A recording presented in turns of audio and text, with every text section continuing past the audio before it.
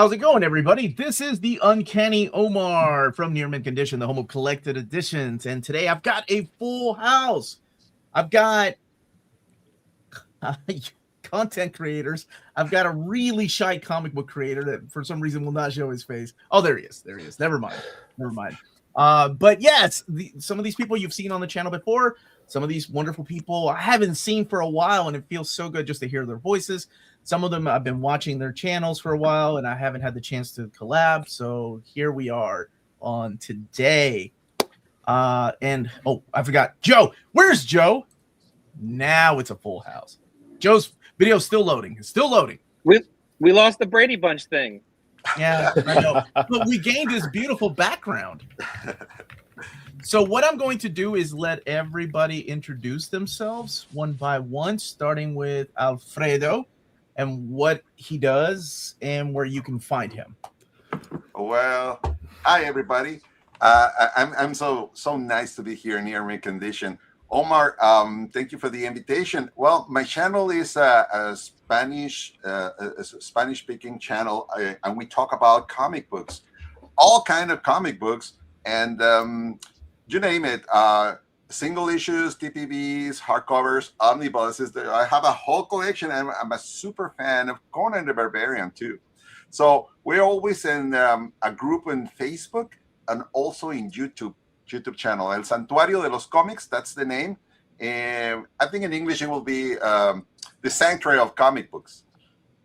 And that's it. That's what we do here. We discuss with other YouTube colleagues, and we talk about the same comics there in the US, but in Latin America and also in Spain, like Conan the Barbarian, DC Comics, Marvel Comics, you name it.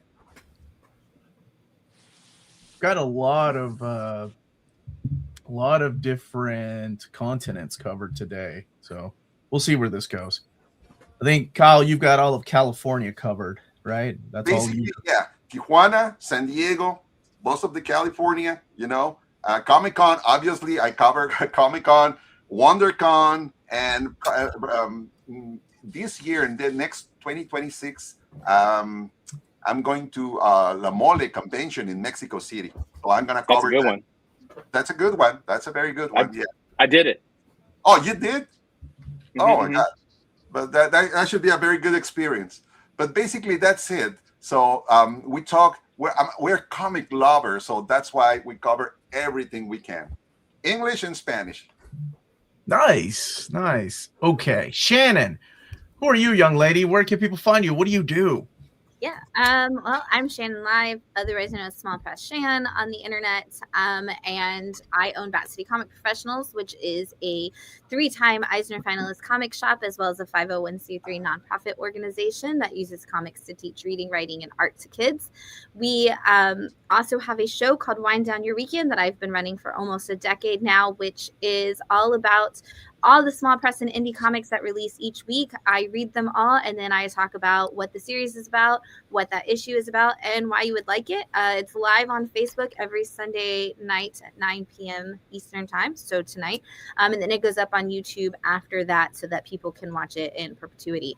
And I am also the Vice President of and Director of Education of Comics Pro, which is the only retail trade organization for comic store owners in the world.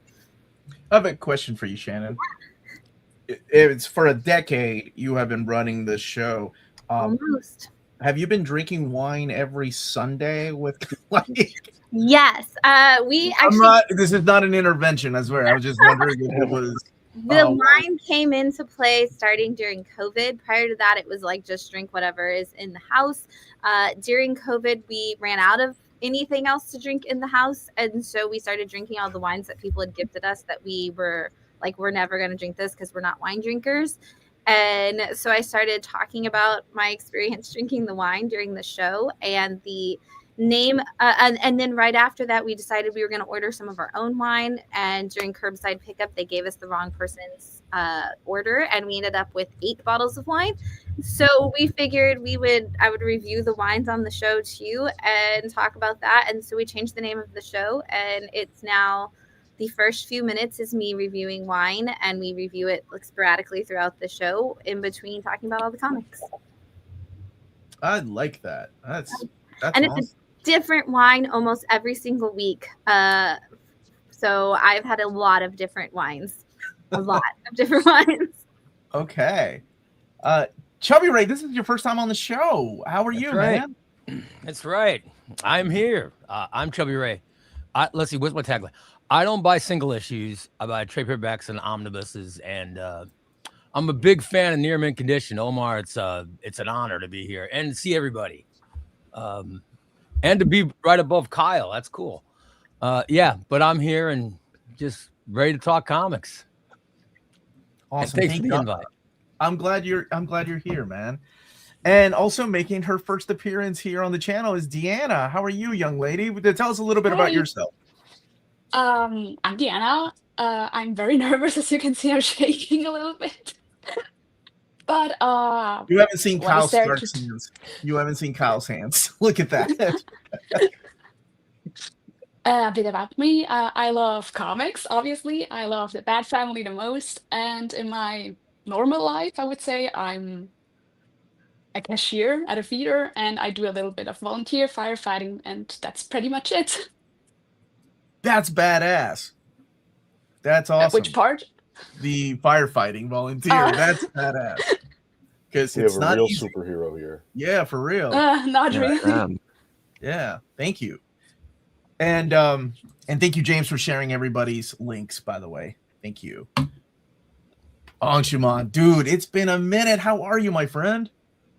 I'm doing well. Thank you so much for having me back, Omar. And it's so wonderful to be here with so many new faces. I don't think I've been on any live stream with anybody else other than you, Omar. So I'm very nervous as well, Diana. I'm just like, oh no, what have I gotten myself into? But I'm honored to be here. I'm calling in from New Delhi, India. It's 12:45 a.m. So that's how much this live stream means to me.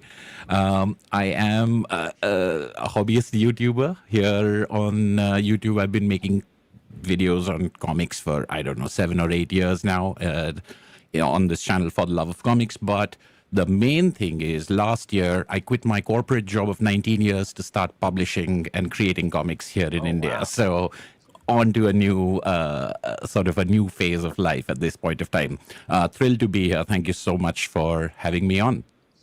I can't wait for you to tell us about what your journey is like too, man. And I'm so happy to see you. And you don't have anything to be nervous about. You have one of the smartest voices in comics. And I only say one of the smartest because on this panel alone is me, right? So, I mean, that's why. Just kidding. John, you're also smart. I'm just kidding, John. Okay. Lord Jermaine, retail. That's how everybody knows him. Whenever I talk to publishers, like, I can't just say Jermaine.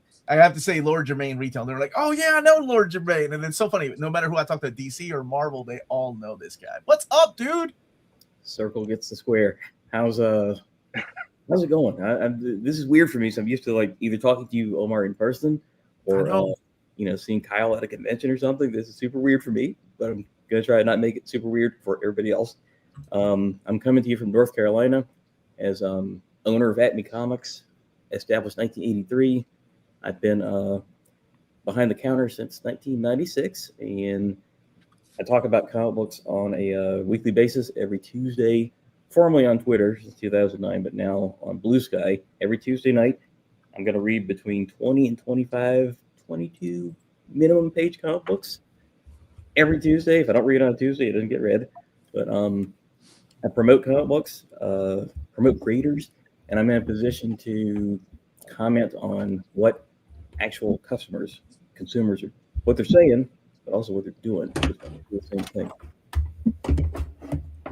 Yeah, dude, Jermaine is amazing. Whenever he has a customer coming into his shop, I'll usually get a text from him if he doesn't have it. He's like, why don't we have this? Why don't the publishers make this? People keep asking me for this. And I always relay that message to publishers. Whether they do something or not, it is completely up to them. He's one of the biggest retailers that I talk to and one of the smartest retailers I talk to. He's a really great guy and an amazing knowledge base. That's why I got to give props to both him and Shannon, like, for reading comic books that there's, from a comic book store's I didn't think anybody had any time when you own your own business, right? You have to know your product. You have to know what you have available. That's just, I feel like no points awarded for doing that kind of work. That's how I feel.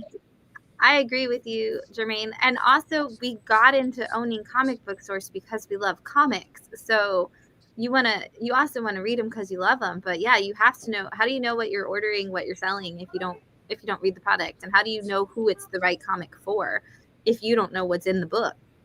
Yeah.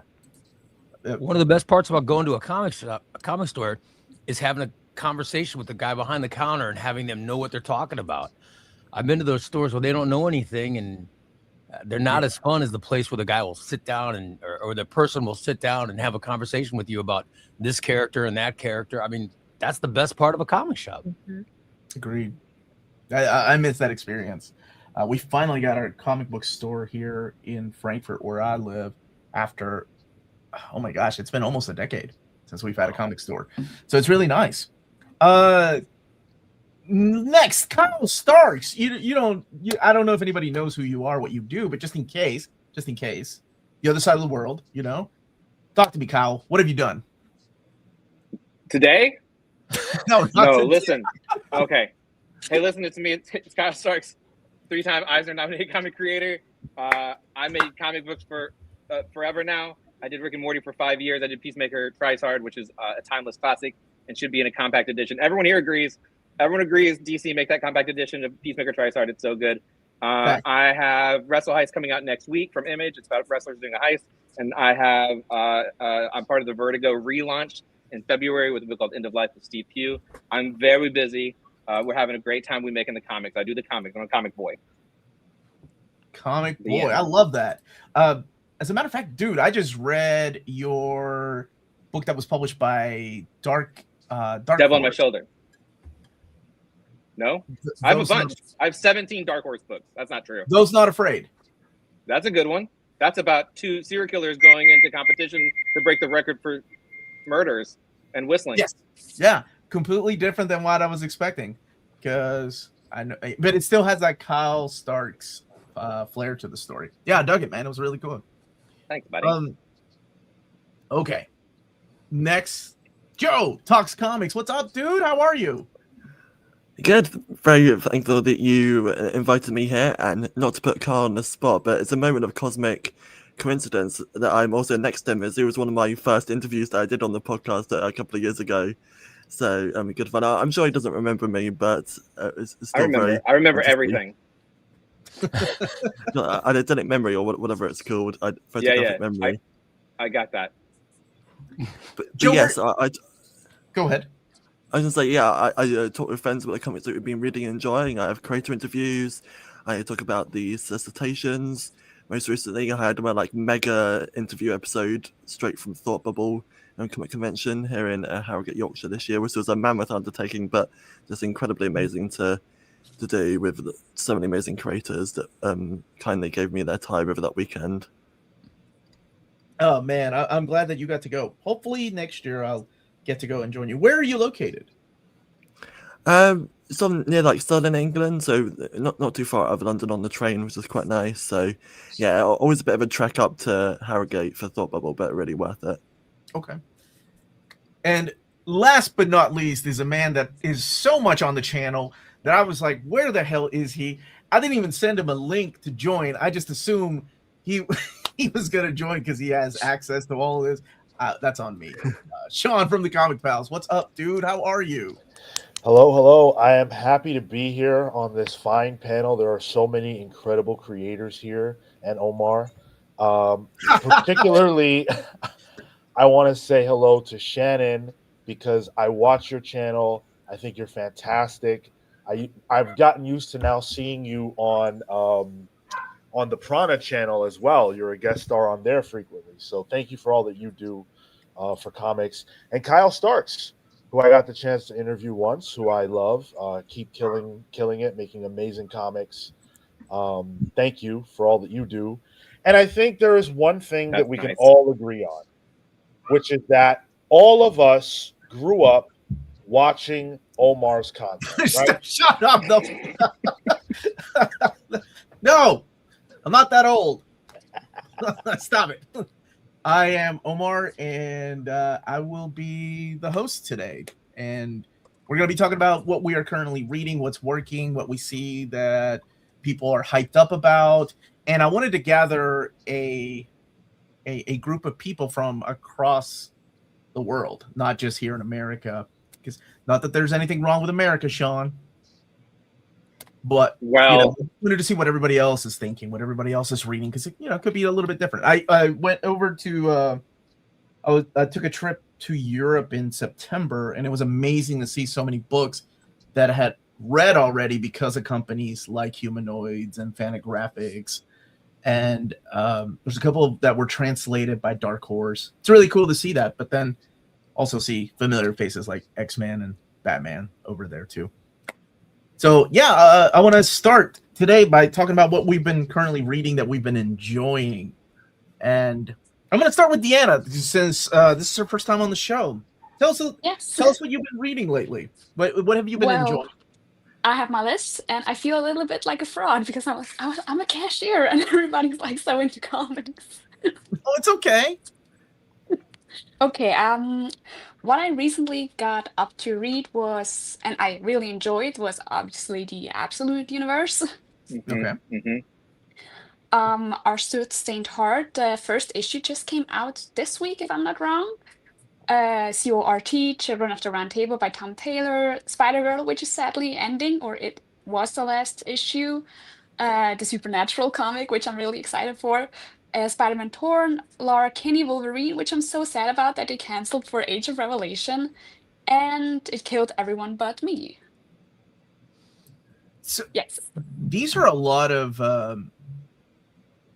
Western comics.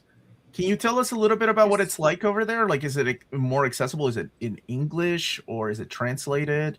Because I know every shop I went to, it was really cool to see so many English releases. Yeah, it really depends on which store you go to. Well, those which are near to me are more English based or have more English translations. And I do also like to read it in the original language in which it was written. So I do try to read them in English if I can. Gotcha. Okay. Let me get this super chat really quick. When can we get a Jeff Loeb Supergirl omnibus? After Peter David's run, but I'm not sure. You're talking about the one with Michael Turner? That would be good. And then Ian Churchill on art. But let's get that Peter David one first. Before you all get what you're currently reading, this is a really good question. What was your first comic book? So, Deanna, since you went first, what was your first read? My very first read, I think I bought my first comic at a kiosk when I was getting cigarettes for my mom. And I just had a little bit extra. It was Spider-Man when his body was like taken over by Dr. Octavius, if I'm not wrong. Superior Spider-Man, yeah. Yes, Superior Spider-Man, exactly. Yes. Okay, nice. Ray, what about you, buddy? What was your first comic book? Oh, Legion of Superheroes. Come on. Oh God, you're one of those guys. Legion of Superheroes. Yeah, it was I got Micronauts #1, and a friend of mine named Jeff Burns, he wanted it. He didn't get it. I didn't realize it was a big deal. I bought it at a dime store. I'm so old. And so I traded him. I said, you can have this one. And he said, I got something you like. And he traded me a Legion of Superheroes book. And I read it, and it was awesome. Since then, I've been hooked. Loved it. Bronze Age Legion, the best. Wow. Awesome. Well, you're going to be happy with some collections later in 2026 and 2027. Oh, that makes me so happy. I've been waiting for you to say that. Yeah, dozens of you will be happy. Oh, how dare you. Shannon, what about you? What was your first comic? Archie. I would steal my brother's comics to read actual like floppies, but my mom would let me get the Archie Digest. And I grew up on Riverdale Street, so I actually thought I lived in the same place as they did, and so it made the stories way more fun. Except my neighborhood was not as clean and happy and bright as theirs, but it was still like, well, we live on the other side of Riverdale. But yeah, I used to read Archie, and then comic strips in the newspaper were my first like big introduction. Nice. Okay. So can we pour one out for a digest? Well, Kyle. Can we pour one out for the digest? That's a sad thing that's happening. I know. Well, it got up to the price of $9.99, and I was that's also a sad thing. How could anybody have that's supposed to be like the thing that the kid grabs at the grocery store? $9.99. The kid's not getting that. Their parents buy it. Well, we do have DC compacts back, right? And when we have like Oni Press doing their own thing, we the have $9.99 compacts is genius. Please don't ever stop. And also, if you make a compact and it's not $9.99, you miss the point, because the $9.99 compact and getting that whole trade in there is the greatest thing ever. It's opening up a whole new generation of readers to stories, and I love the compacts. Like, you know what would make a really good compact? Peacemaker. Yeah, I would. My wife would agree with that. Alfredo, what about you, brother? What was your first comic book? Oh my God, it's hard to tell, but one of the comic books that I read when I was a little kid, I'm talking about 5, 6 years old, was Walt Disney comic books, like these ones. You know, it's in Mexico. It was a publisher named Novato in the 50s, 60s, 70s. So in the 70s, I was reading this comic, stories of Walt Disney. So this is one of my first comic books that I started reading as a kid. A little bit older, then I used to go to San Diego to swap meet, and there was a person there. There was a guy there who sells comic books, used comic books, and I buy the first Fantastic Four comic book there because he sells 7 comics for $1. So for me, $1 was enough to get seven comic books. So I read all the Fantastic Four.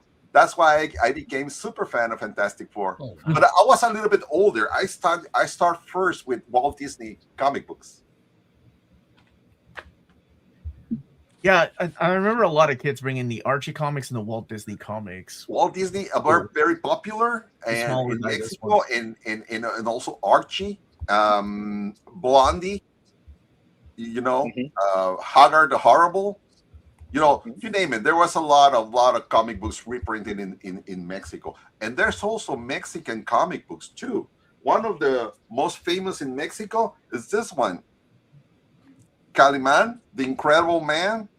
This one, this character is like a superhero. It's like kind of Hindu Egypt hero in Mexico with mental powers, hypnosis, and he's like pretty much like the Phantom, something like that, something very similar to the Phantom. But it was very popular in Mexico. This superhero is an icon. So I also read these two. This is the most recent printing in Mexico by Camite Comics, and it's very nice. So these Mexican comic books plus the Walt Disney plus the Fantastic Four, they were all the kind of comics that I've been reading since I was a kid. As I grow older, I start, my collection, and you can see in the background, there's a lot of Conan and a lot of stuff over there. And the Comics Forum operate in Mexico. I know they translated Marvel Comics for Spain in the 80s and 90s. Oh, Novedades editors. Yeah. And also we got something from Bruguera from Spain too. We have imported comics in Spanish from Spain, but they're published in Mexico. So we were publishing DC Comics, Key Comics, Marvel Comics. That's how. But that was like in the 70s, in the 80s, and most of the time we just mixed Mexican publishing with the American that we got imported from Marvel, from Image, especially in the 90s. In the 90s, we get a lot from Image Comics, like Gen 13, for example. Gen 13 is one of the favorite comic books in the 90s. But if you're asking me which one I start reading, Walt Disney Comics. Okay. Anshuman, what about you, buddy? What was the first comic book you read? Omar, I might be the one person here older than you. So that was so long ago. I That's tried not to. true. There's like 5 people. There's gotta No, be. I think I it's such a mixture of things that have also been mentioned. A lot of them were reprinted in India. A lot of the Harvey comics were imported in here. So I read Blondie and Casper and Archie comics. But I think, and there were a lot of Indian comics. And Kurt Swan, Superman made a big impact on my childhood. A lot of Neil Adams Batman was being reprinted at that time. But I think the first comics that really I saved up money to buy were Tintin albums because they were so expensive and fancy. I could get my parents to buy me the cheaper comics, but those albums you had to sort of wait until it was your birthday. So those are the ones that I have that sort of childhood memory of yearning for because they were so they were so much more expensive and hard to get. That's a good answer.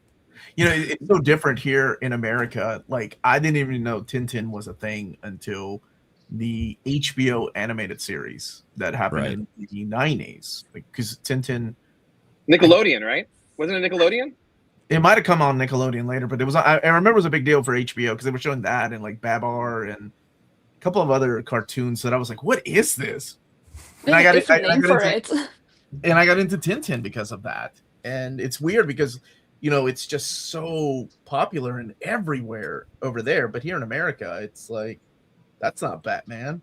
That's not X-Men, But things are changing. Yeah. There have been a couple of publishers here that have done the box sets. Incomplete, but still the box sets. Very nice. Lord Jermaine Retail. When you weren't selling comics, what was the first comic you read? Just to backpedal a little bit, I was recently asked for Kaliman comic books, and I had to find out what that was. I had no clue what that was at all. And there you go. Also, over the decades, when we have international customers, they will say that you don't have Tintin, that you don't have Asterix. But I've had to learn what those things were, and we did carry those until we weren't able to get them as frequently as we were decades ago. But something I need to kind of stop doing when I think back to my first comics is I need to stop omitting comic strips. The Sunday paper with the full color strips, I was reading everything, Garfield, Blondie, Gil Thorpe, Mark Trail. I read everything that there was. So I guess that kind of is that introduction to sequential artwork that was there. I was already doing that. I definitely remember, if I think back into the prehistory times, I remember selecting Transformers #1 off the spinner rack at 7-Eleven, right? That's like 1984. But I've recently come into contact with a Swamp Thing comic book that predated that I know that I had, probably shouldn't have had at that age, but Swamp Thing had found this town where everyone wore masquerade masks to make them appear human and normal. When they removed the mask, they were also monsters like Swamp Thing was, of sorts. I remember there being a Sergeant Rock issue that predates Transformers that I had, where there was a soldier with a ventriloquist marionette or some type of something that was kind of creepy back then. And there was a sense of, can this thing operate without him? That was super creepy. So I remember having those, and that predates 84. So I don't really know how long I've been doing actual comic books. That's a good question. But it's been a long time. It's been a long, long time for me because I'm old. It's almost like it's been a part of you since the beginning. Like you were just destined to open up or take over a comic book store. You have no idea. That's a whole other conversation. Did I have it? Did I? I don't know. Kyle, do you remember things that far back? As you may or may not know, I have. What did you say it was, Joe? An IDW. What did you say? A smart guy thing. I have that. Perfect memory. Yeah, identity memory or whatever. Yeah. That's what it is. What he said. Photograph or whatever. Yeah. I actually, because back in the day, as most of the old people will recall, the comics were everywhere. Like you'd get them at like truck stops and groceries and even like restaurants and stuff. So I know I was always reading them. Like I have clear memories of reading like Richie Rich at my dad's barber. So it's tough to answer like what is the first thing because it'd be like asking what the first TV show I saw, or like who knows, right? But the first issue I recall, like specifically pointing and saying I would like that, and I always have to look at the number because I can never remember the number, is Avengers 233. That was the first comic that I pointed at and chose and said that's the one I want, and it's that came out in '83. Don't do math on how old I might be, but it's a 2-part story, and I've never read the second part. Like I think the second part was maybe in a Fantastic Four. I've never read the second part even to this day, but it's got this great cover where all the Avengers are like pounding on this pink force field. That's the one I picked out. So I always remember the first one. It's just like music when, you know, like I used to work at a comic shop that also sold did movie rentals and used books and pornography and baseball cards. Classic, as you have. And they were like, oh, it's like the first album, the first album you had. And like, I don't know, my parents bought me like tons of crap. And I remember like, you know, the first one that I chose. So the first one I chose for comics was Avengers 233. Dude, wait. Hold on a second. Huh? You're saying you have never read the Fantastic Four? I think it's 254. It's the John Byrne issue. Because he drew that. John Byrne? I probably did it as John Byrne because I read that whole run. The run was Roger Stern that you're talking about, but it's a crossover with Fantastic Four. Was it Byrne? John Byrne did both. That doesn't seem right. Yeah, John Byrne did both issues. He drew them because I don't know how many times I've done an overview of that Epic collection. I'm gonna get you the Epic collection and send it to you. I had to have read it then. I read the entire Byrne run for FF, but I read it later. I didn't read it in '83. Oh, okay. Well, at least you read it then. You're good. Then. Yeah. There's nothing. John Byrne. When I started making comics, and I'd been away from comics for a long time because I went to college to do drugs and make paintings. And people were like, "Oh, who are your comic influences?" So it'd been like it'd been like 6 years. I was like, "Oh, John Byrne was my favorite," and everyone's like, and I'm like, "Oh no, what did he do? Like, I haven't been around. Is he not my favorite anymore? He's not my favorite anymore." He's just angry. He's just angry. He's okay. He's just an angry. I get it, and he's got every right to be because he was that good. Joe, what about you, my friend? What was your first comic? Mine was the first volume paperback of Flash from the New 52 by Francis Manapul and Brian Bertolato, and I've loved Manapul's artwork ever since then, and it's just absolutely gorgeous, and really enjoyed it. The second half of the New 52 run for Flash wasn't as strong in my opinion. I quickly found out, but still, it led me to this like grand hobby at the end of the day. So yeah, I really love that run. Do you have a special place in your heart for the New 52? I think it depends. That there were certain books that I read like really early on in my comic reading that I really enjoyed. Like Jeff Lemire's Animal Man, I read quite a few years ago now, and I've still got the omnibus of that, and I think that's a really underrated series. And great one. Mm-hmm. And yeah, just it's definitely not gems in. I mean, Stanley Capullo Batman, just like phenomenal. Of course, one of those where I feel like lots of people have like Court of Owls as like their favorite in the series, but for me, it's like it only just gets better than from there. Like 0 Year and Super Heavy, just some really fun stuff. Well, that's awesome. I love that we're getting just different eras of collections, and then some of us can remember exactly what it was, and others haven't read part 2 of the crossover yet. Pretty interesting. Sean, I know you remember everything. What was your first comic, buddy? I do. So, the first comic that I chose was at Universal Studios, and they've got their Marvel section, and so they had a display of Secret Wars, the original Secret Wars, and that cover has everyone I love on it. So I begged, and I didn't really have to beg too much because we're on vacation, right? So I got it, and I still have that same copy. It is torn to shreds because I read it nonstop. I love it so much. It felt like Spider-Man, the animated series, and X-Men, the animated series, and what I would do with my toys, all smashed into a beautiful comic book, and that's when I fell in love. Oh, that's wonderful, and I'm glad everybody's still in love with comics. Otherwise, you wouldn't be here today, in a way. So, Deanna, you talked about what you are currently reading and what you're currently enjoying. Do you find it accessible and easy to get into comics after your first read, and then moving on to the Absolute Universe, which is a brand new universe? Like, And I think the whole reason behind that is it's accessible to new readers. Have you been confused by anything you've read? Like, oh, this doesn't make any sense to me because I have to have all this backlog history that I have to know before reading this. Or do you find it easy to just jump into a book and start reading from cover to cover? Well, yes and no. I feel like I have more trouble when I just pick something up and then I start reading, and then maybe in the second or third compendium or whatever I'm reading, I'm like, when did this happen again? And it was like a reference to something that happened like 30 years before, and then you need to go back. It's kind of like that. Like in the beginning, it makes sense, and then later on, it doesn't. Okay. Yeah, I think and that's okay. I think to me, that's the beauty of comics sometimes, is being a little confused and having questions and then finding out the answers through more reading. I mean, that's the hook, especially when it comes to like the Marvel and DC universe, because it's all a shared universe.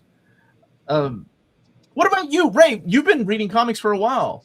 What are you enjoying now, man? What are you reading now?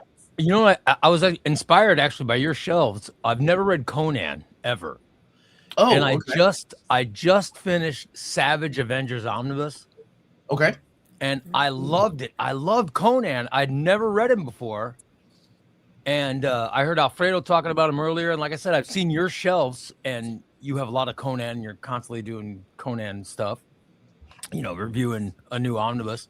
And I just read Savage Avengers, and it blew my mind. It was so, that character was so cool in that whole omnibus. I loved it. I felt that omnibus was more like a Conan, a Marvel 2-in-1 starring Conan, more than a Savage Avengers book. But I really enjoyed it, and that shocked me. And I also just finished Punisher by Remender last night, and it lost me with the whole Frankencastle thing. I hated that. I love Rick Remender. I even love Black Science. I love all that stuff, but he lost me with that Frankencastle stuff. But it was great before when it was the Dark Reign stuff. It was great, and then it just, man, went downhill like immediately. But you know, and then I got a bunch of stuff. I got the new Aquaman I got to read, new Amazing Spider-Man. I've heard this is good. I've heard this is good. Shannon's alley right there. Yeah, It is so good. is it? Yes, and if you haven't read everything that Wagner and Hillard did, that kind of lines up with that, because they did plastic, vinyl, plush, and fashion school serial killer. There's a whole world of serial killers with hobbies that they do that are just fantastic. I've heard it's good. I'm looking forward to reading it. I've also got They're good boys too. Absolute Green Lantern. Yeah. Same. Void Rivals. And then I was told this is good. I know nothing about it, but I want to read Free Planet too. So, and an Omar suggestion. Earth Oh Dive. yeah, Earth Dives. That was good. I liked it. I saw your review of it, and I said I got to get that. So there you go. That's what's on my list for That was a this fun week. book. Yeah, I like that one. I've heard Free Planet is the same thing, that it was really good. I haven't had a chance to read it. I see Shannon twitching a little bit over there. Yeah. Okay, what do you got, Shannon? I know, I'm like gonna go after everybody and just be like, okay, here's what you need to know for books. Oh, good. Free Planet, block out a lot of time. It is very like heady, wordy, like lots of exposition, and the story is almost done in a way where like you could read the exposition and get the story, or you could read the dialogue and get the story. When if you read all of it, you need like enough time to process everything that just happened, because Aubrey Sitterson is laying down a lot in the world building for that. Okay. I'm so glad other people are mentioning Free Planet. It's such an awesome book. Yeah. So dense in the best ways. Yeah. Dense can be really good, though. All right, Shannon. Okay. Can you limit yourself to 10 books? No, I'm just kidding. You can talk about whatever you want to. I made my list of like my favorite books of the year, and it's long. And so no, I cannot. But what I'm reading is anywhere from 40 to 100 books a week. So in single issue format. So there's so much. So I will try to limit it to things that came out this year that I really like. But I mean, obviously, Assorted Crisis Events is an anthology series that is blowing my mind each time.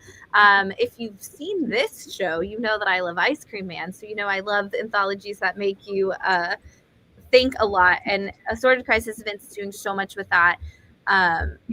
It's so great to see the way that they kind of deal with the human condition and put a little sci-fi spin on the way they tell those stories of anything from like immigration to dementia to generational crisis. It's so good, and it's doing a lot to like play with that medium as well. Orla, if you haven't read Orla yet, read Orla. It's so good. Woman who has a monster inside of her who just can't handle the fact that most men that she dates are terrible people, and the monster comes out and eats those men when she goes on these terrible dates with them. And now she finally has found somebody that she wants to be in a relationship, and she's scared that that baggage of that monster is going to destroy it. It's so good. Who's the creative team behind so that fun. one? John Lees and Sally Cantrino. So Okay. it's really good. It's a Mad Cave book, so it's probably going to wrap up in like maybe this week. I think maybe next week. So Yeah, I think it's 5 issues. Yeah. It's usually Mad Cave series are about 5. Really loving Never Wars. And if you haven't read that, that's from AMP Comics, which launched this year, and that is a story of Oz, Wonderland, and Neverland all going to war, all caused by some incredible, like, crazy problems in Wonderland that has now spread out to all of like the fantasy worlds. Really cool. The first issue was actually 3 issues. They did a story for each of the worlds, and you actually had to, like, you didn't have to buy all 3 issues, but by buying all 3, you got the origin story for every single one of the characters. That was going to be crucial to the plot. It's so good. And I am a sucker for anything with Wizard of Oz in it. So also from AMP, I really love Love Struck, because the thing that we don't have enough of in comics is romantic comedies.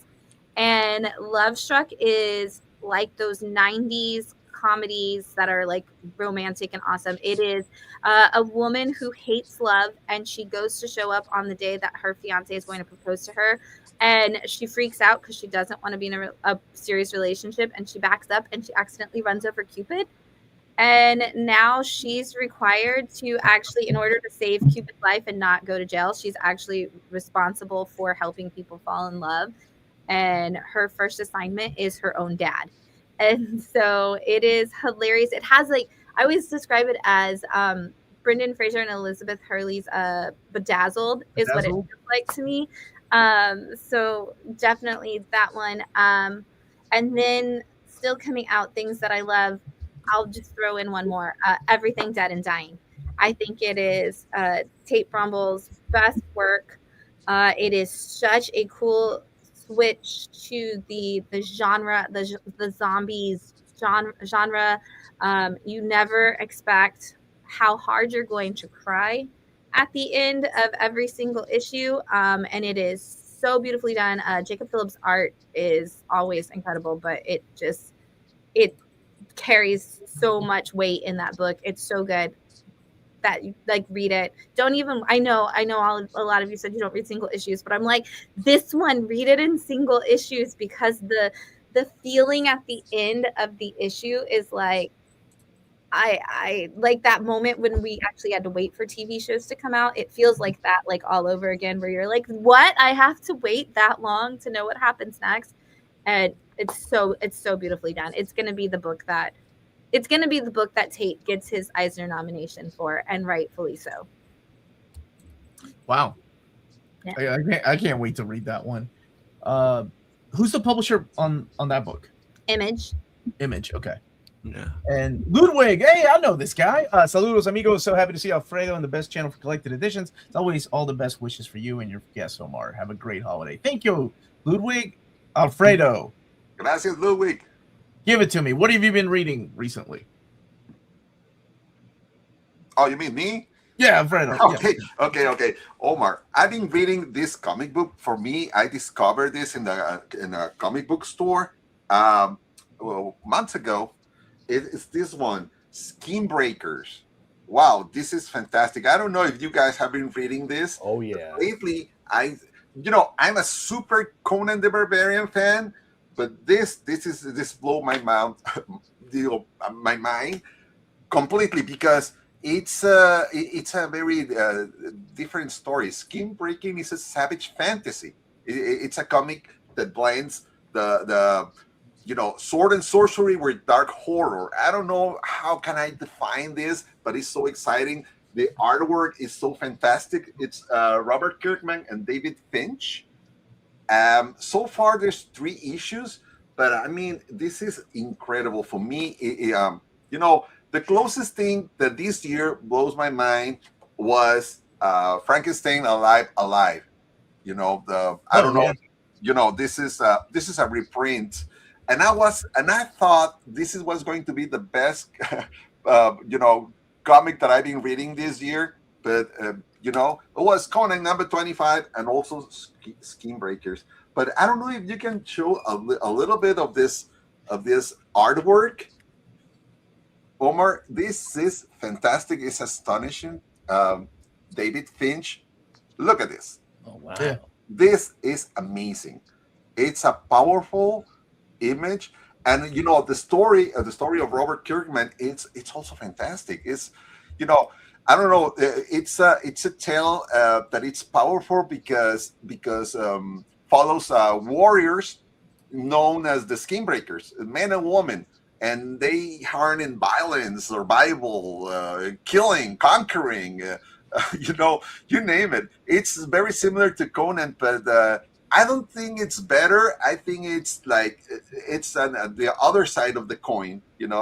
I enjoy it so much, and I recommend this one. Skin Breakers for me is the best comic right now. Okay. I don't know if you have the chance to read this one. Because I saw Sean, Yeah, sure. I think he mentioned this in this comic book in his channel, right? Oh, thank you. Yes, I absolutely did. We were able to interview Kirkman and Finch about it, and we've reviewed it, and it's excellent. I completely agree with everything you said. It's very awesome. I recommend this one. So I've been reading this. Also, as I mentioned, Frankenstein Alive. Bernie Wrightson, Steve Niles, and Kelly Jones.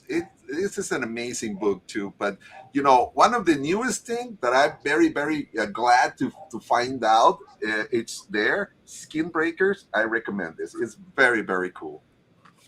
Okay. All right. Anshuman, what do you got? What have you been reading? Do you have time to read since you're now publishing? That's crazy.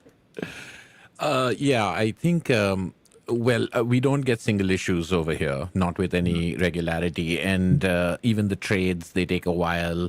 And then, with that quitting the job thing that I mentioned, the budget's gotten tight as well. So there's a couple of different factors. But I think I'm always catching up on books from previous years. I'm very, very, 3 or 4 years behind at all times. So one of the things that I finally got that I read most recently is the Black Phoenix Omnibus by Rich Tomaso, which is Black Phoenix is a magazine that he publishes, and it's on his Patreon supporters get it and things like that. But I mean, I can't get that, so I've been waiting for this collection of his first 10 issues. And Rich Tomaso is a writer artist that I've only relatively recently, in the last couple of years, discovered.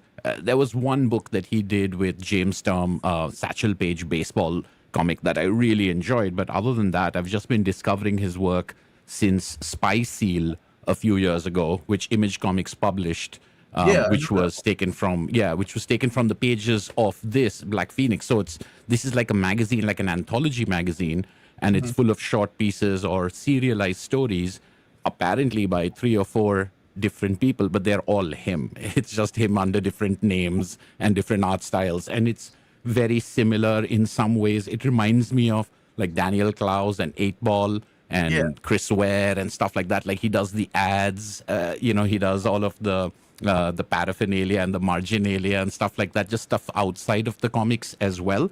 And his style is fantastic. Sometimes it feels like Daniel Klaus. Sometimes it feels like very Archie influenced, like Jaime Hernandez of Love and Rockets in particular. A lot of this feels like the Love and Rocket stuff. A lot of this feels like, like early 90s, mid 90s independent, but they're all pastiches of like horror movies and 1950s, B movie stuff and Atomic Age, Red Scare stuff. It's very cool and interesting and weird, and I've been dying to get my hands on this omnibus, which is, again, I think it's kind of like self-published. It says Floating World Comics, and I think that's his imprint, or I think that's his company. So I'm very happy to have gotten this, and I'm not through it yet, but he's just such a peculiar artist, and he's so his style, like he can work in so many different styles, and it's such a cool pastiche of things that are familiar to me, but it's still so odd that I've been really enjoying sinking my teeth into more of his work. The Spy Seal stuff that was collected, that's very Tintin influenced, but a lot of this other stuff is, sometimes it'll feel like Charles Burns, sometimes it'll feel like Archie Comics, like I said. So it's very, it's a lot of fun to read so much variety and so much range, all coming from one person. Man, what a pitch. And who's the publisher on that? You said that he was doing Floating World. Floating World's a store, though, right? I think they did Copra also. I think they published early Copra also somehow. Oh, dude, Copra, yeah. That's my understanding. I could be wrong on that, but I think Chad will correct me. But I think Floating World is a shop that also does like some, not, I wouldn't say publishing, but they do like printing for certain guys they like. Right. So they're like co-publishing or printing for Tommaso's thing, because I know the Black Phoenix magazine also has Floating World on it. I didn't know it was a store, but that makes sense. I'm pretty sure it's a shop in New York City, in big New York City. Man, that sounds okay. Tell me just a little bit about the publishing aspect of things that you're doing. Like, what is it that you're going to be doing, or what have you done so far? It's just we're publishing comics. So there's a comic that I'm writing and working on with a co-author right now. And we're also inviting pitches and developing. So one of the things that we saw is that there's a lot of independent comics publishing, like the zine stuff has really been building over the last few years, but that's very, very small. And a lot of the corporate publishing, there is no comics publishing in India. Everything is independent comics publishing. So whatever there is sort of just self-funded, etc. But the corporate publishing, the ones that go into bookstores, etc., it leaves a lot to be desired. So we are trying to do some very small, it's essentially one step up from self-publishing and zine publishing, bringing a little bit of rigor, a little bit of editorial development, a little bit of, discipline, both in the sort of creation of the work as well as the, trying to figure out distribution, things like that. I don't want to hijack this thing for it, but it's been an experience for sure. I'm asking because I'm genuinely curious. So yeah, I will have to have you back just to talk about that aspect of things and where you've been. Where have you been hiding? That's what's going on in your life. Okay, man, you've been busy. I can't imagine wearing multiple hats doing that and still doing the YouTube thing. Wow. Amazing. Well, I have been a little absent from YouTube over the last couple of months because it's been festival season. But yes, I'm so glad to be making my return over here. I'm also glad that you're back. Jermaine, you're a guy that also reads a lot of things. What have you personally been enjoying? What are people at the shop liking? That's a lot to unpack. Let it out. I read too much. I may read too many things. I'm not in my store right now, so I don't have access to the Yellow Sun and my powers of being in the store. I do want to concur on Skinbreaker, though. That is a series with very eye-catching artwork, and it's something that anyone can read because you're meeting new characters, you're meeting a new culture as well, where historically the transfer of leadership happens in certain conditions. Now something different's happening. That's something that anybody can interact with, anyone at all. So I'm going to concur with that one and give a buy with confidence on that as well. Something that kind of jumped out at me recently, I think, because I could talk about Absolute, I could talk about Energon Universe, I could do those things. I do those things, but I'm not a huge Green Arrow fan. But what Chris Condon and Montos were doing, that was something uncommon.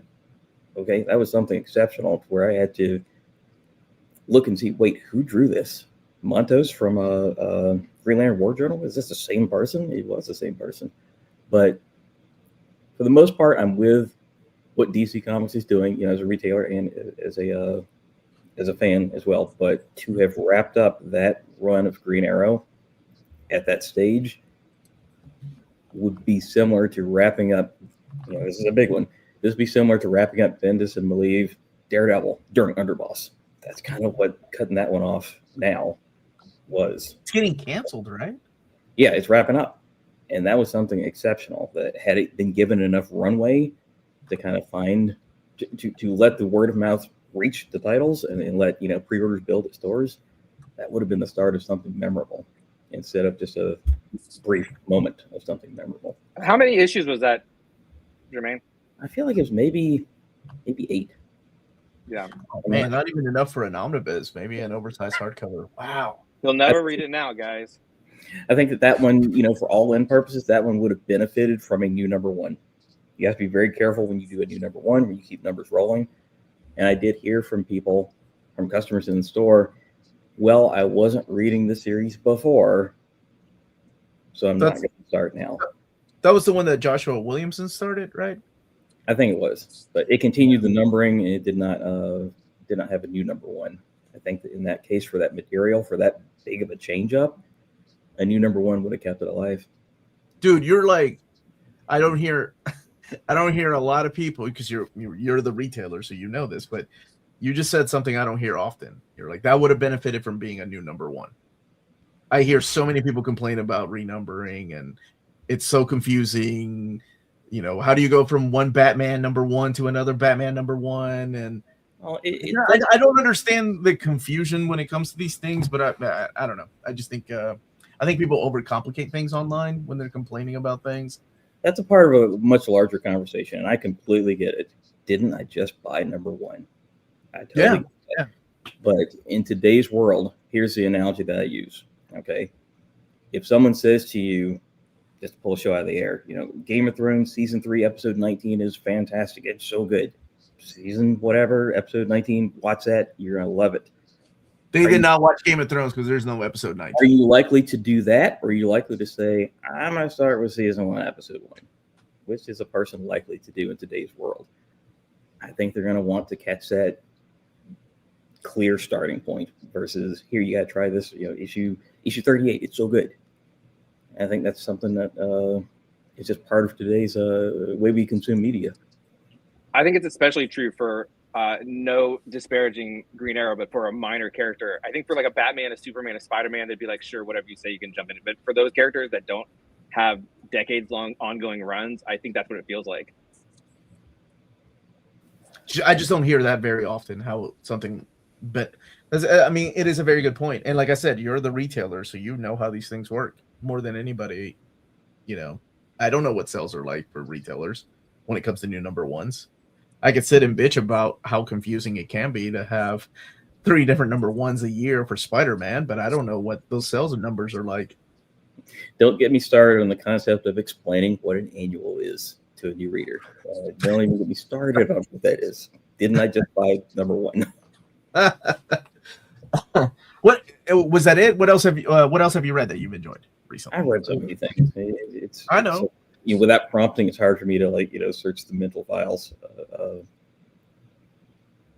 I just can't get there. Again, if I'm leaving Absolute and Energon off the table, Matt Fraction, Batman, if I'm leaving those things off the table because those are known to be awesome. Everyone's talking about those things. I've enjoyed Orla as well. That was a pleasant surprise. You know, that's something that we didn't have any pre-orders for. So I can either carry some copies of this untested thing or carry some more copies of Absolute Batman. But sometimes you take a chance on a new thing. I'm glad you do. Kyle, you're all about taking chances. What have you read recently? First of all, are you taking a chance on Russell Heist #1 coming out next week, Jermaine? Of course I am. I got pre-orders ready to roll on that one. Come on, Kyle. Come on. What a good boy. What an excellent boy, Shannon. Oh, absolutely. We carry all of your books. It's an easy, anything that's got your name on it is an easy 6 or 7 people want it before it's even out. So it's always an easy sell. That's crazy. Those are good numbers. Look at you, Kyle. Yeah. Dude, six or 7? That's what I sell. Right, with the kids. Yeah. That's my numbers.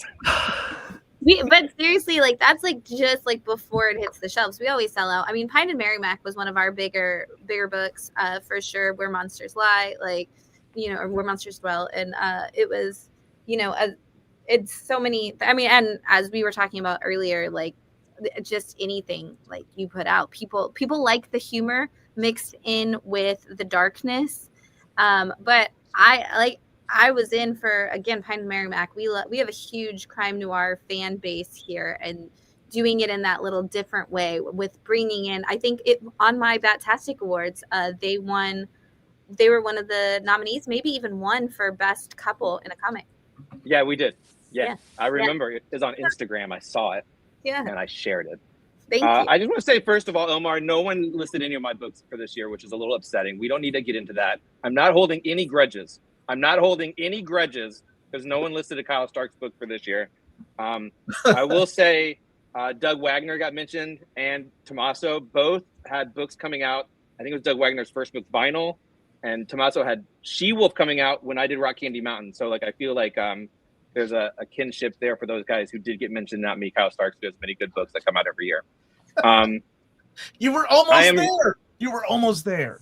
I know, like they just missed me. They just Joe hasn't gone yet, though. A lot of pressure on Joe. Yeah, Joe and neither have I. Yeah. You don't know what they're about to say. No. I have a pretty good idea. They're going to say Absolute Batman. Which is pretty good. That's on my list. The Absolute's on my list. I'm not reading like a lot of because I work all the time, and I generally do trades because I think they're the better way to consume stories. So I don't read a lot of single books. The things that I read, and I talked to Omar a couple weeks ago, I've been rereading Astro City, which doesn't seem like a really vibrant thing to talk about as a new book, but Astro City is very good. The things that I have read that are theoretically this year, I think the best thing I read this year, and I think it's maybe one of the best books I've read in a couple of years, is Drome by Jesse Lonergan. I am biased. He's a friend of mine, but I think if you guys like Conan and you're not reading Drome, goof up. If you don't like things that are sort of meta-contextual about creativity, and they do so with 2 barbarians smashing giant scorpions, you're missing out. Drome is great. I think it's why Jesse Lonergan isn't in the list of your Daniel Warren Johnsons and the like, who are just the best artists in the industry. I do not understand. He may or may not have done an excellent variant cover for Western Holly's #1 out next week from Image Comics and me, which will be on you guys' list. Your best of end of the year books probably for #1s. I'm sure it will be. It's pretty good. It's called Russell Heist. It's by me. I read the Absolutes. I like them. I like the Wonder Woman the best. I think Kelly Thompson's great. I think Under Heralded. I think it's the best one. Drome. I like the what is the Jeff John, the Ghost Face books. I like the Ghost Face. Ghost Machines. That's what it's called. I enjoy the Ghost Face Ghost Machines. I think they're always fun. I don't understand why DC's not suing him, which is part of the fun for me. I don't understand why he didn't just make those books at DC. It's very confusing to me, but I love it. I read something else. I made it. Oh, you know what I read this year, because I went to England. Joe, I didn't see you when I was there. Very small little place. Very small. Everybody knows each other. Yeah, we didn't bump into each other. But I went to in England? At MCM. Oh yeah, that was me. Yeah, I saw you. Oh, and when? I don't remember. I came by your table one of the days, the day that we had Retailer Day, because I ran Retailer Day for MCM this year. Yeah, I do remember that. I was like at the show, because the show was weird, but it was great. But it was like they didn't. There was no way for me to take money, so I was very upset. Luckily, no one was trying to give it to me. But I went to the shop and is it Gosh? I can't believe I'm. What's the Yeah, Gosh Comics in London. Yeah, I went to Gosh Comics, which is great. And when we were walking up, they did this thing where they had a whole like for the display window as you're walking towards the store, and it was like 40 copies of the same book. And first of all, I was like, wow, that comic shop has 40 copies of a book. That's amazing. Much less they made a wall of it. And it was a book called Bird King, which I'd never heard of. And I was even more weirded out by it because it's a Dark Horse book. And I've worked primarily with Dark Horse for the last year. You think I would have heard of this book that a store has 40 of in their window, but they don't because it's Dark Horse. But that's super good. So I caught up on Bird King, and I learned a lot about French comics. It's not French, but the French love comics. And I didn't know that. Apparently, they're buying a lot of Bird King. So those are the ones mostly I read this year that are new, and Astro City. Dude, and Kyle Stark's books, because I have to make excellent. Excellent. Yeah, it's cool. I love Bird King. Who's Crom is the Crom? artist. Yeah, Crom's the artist. Yeah, if you like Conan the Barbarian, it's got a very similar feel to it. Like it's yeah, like, or like Headlopper. If you're like Headlopper, if you Headlopper, like yeah. Ronan and you're not reading Headlopper, Crom. Like I feel like Bird King is like it's international Headlopper. It's very good. It's very fun. It's very interesting too because I think it's an 80-page book, like an 80-page oversized book. It's very interesting. There's 3 volumes so far. I'm hoping that once it's all said and done, we'll have like a very nice hardcover here by Dark Horse. Someone in chat just mentioned how I was going to say something when Deanna was talking about like translations, because I thought it was interesting, is that I've just learned because of the Vertigo stuff out next year, guys. It's called End of Life. No big deal. Don't worry about it. It's Kyle Starks. But when she was talking about translations, is how I've just learned through DC is like the French they love the comics right now. So we're stoked about that. We love that. But I guess they're getting French translations, which is very cool. Who publishes the DC books, Deanna, where you are in Switzerland? That's a good question. I can look it up. Give me a second. Oh my god. Yeah. Take your time. In English or in German? English. I'm curious English. who's bringing them out in English. I think I got this from the store. I think they're just importing them. So is it? Yeah, is Lunar? Yeah, Interglobe. Simon UK. Okay, thank you, Shannon. Look at that. Thank you. Okay. Yeah. I'm always curious how they import their books over there because it used to be like Diamond UK for a while, and it still is. Yeah. It's Diamond UK is still doing it for them. Still doing and it. And then I believe there will be like some more to come, like with all the distribution changes, but yeah, most DC and things like that go through Diamond UK to get to the European countries. Okay. Yeah, I don't know how that's going to shake out, but I think we've been very lucky to have Diamond UK over here, especially like in England, and to get all of those comics here. Joe, you have a chance to redeem this entire panel for the sake of Kyle Starks. What were your favorite reads recently? Don't just do your list, Joe. Just do it. No, I said no grudges were going to be held. I saw you with a pen and paper. You're writing names down. Go ahead, Joe. What do you got, Joe? No. So to set the record straight, I think that Absolute Martian Manhunter is the best Absolute title, but Absolute Superman is my favorite, if that makes sense. Because I think, to be honest, all of them are just really strong, and I think like Ultimate X-Men Ultimates are still going strong. But yes, I was just like absolutely thrilled that some like lesser known titles that I've really loved that I don't think have gotten like loads of praise, like Order, like Free Planet, have already gotten mentions on the show. Especially that I know in the case of Order, that are there like John Lee's that are just like incredibly like under the radar because he's one of those writers that's written a lot of like indie books for publishers like AWA and now Mad Cave, and like he's got a horror anthology called Sync with Alex Cormack, and like The Crimson Cage is like a Macbeth adaptation through wrestling, which is really fun. And so moving into like Order, which is that fascinating blend of like creature feature kind of thing with like rom-com and also like weird like horror elements, and it's also very like heartfelt and earnest. And I will say that tying it back to a Carl Starks book, I thought similarly about Barfly, the Minor Threats spin-off, which is just like the most earnest book that you would expect for like the premise of like the most like earnest and heartfelt slice of life comic book that I've ever read, and it's about a anthropomorphic fly. Just incredibly emotional, just like so much fun. I mean, Ryan Brown's artwork on that series is just awesome. Just such an incredibly fun title. But I've also really enjoyed catching up on some of the other Minor Threats spin-offs recently, like the Brood, which was a really fun sort of like Succession family-based one with like superheroes, and then like Welcome to Twilight, which was an anthology with people like Matt Fraction and Gail Simone, which was a really cool read. Nice mix there. I don't want to interrupt. That first issue of Welcome to Twilight, which is Fraction and Allred, I think is the best single comic I've read, and I can't even remember the last time I read an issue that good. And I read it and I put it down and I go, oh, here's what the problem is with the comic industry for the last is Matt Fraction wasn't making things. That's how good that single issue is. What I thought was like incredibly fun, and I think the artist was Jean Ha on issue 3, written by Gail Simone. With Gail Simone, yeah.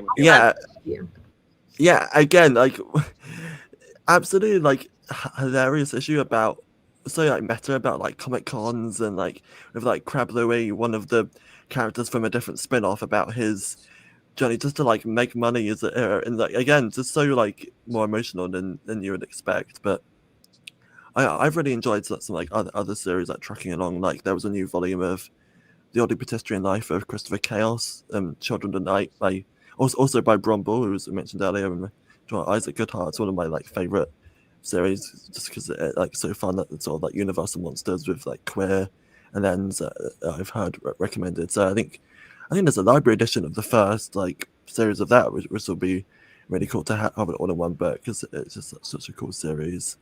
Comes out next year, which is right around the corner. Yes. Yeah. Mm-hmm. I'm excited for that. That's a series I wish more people would pick up. Like people that are like, oh, Watchmen's one of the greatest comics ever. You know, I think Minor Threats it's getting up there. It's really good. I love all the world building and everybody kind of doing their own thing, and it's kind of crazy when you think about how wacky some of those characters are. But man, some of those comics like made me tear up a little bit. I did not expect that from a book. Man, I would hate to ever talk trash about a publisher, because that would be unprofessional. But imagine that we live in a time where shows like Invincible and The Boys, which are very meta sort of deconstruction superhero stories, are bringing new people into stores. And Dark Horse isn't sending out a memo every week to be like, hey, if people like Invincible and The Boys, they will also very much like Minor Threats, which is the same thing, but fun and interesting and very good character driven and slightly less serious or violent. The failure for them to do that literally every week for the last 6 months is astounding to me, and amazing for someone whose job is to sell books to not try to make it easy to sell those books. Right, and of course, it's not even like the first time that Dark Horse has had one of those. I don't want to say properties, but you know, Black Hammer. You say that's interesting. Yeah,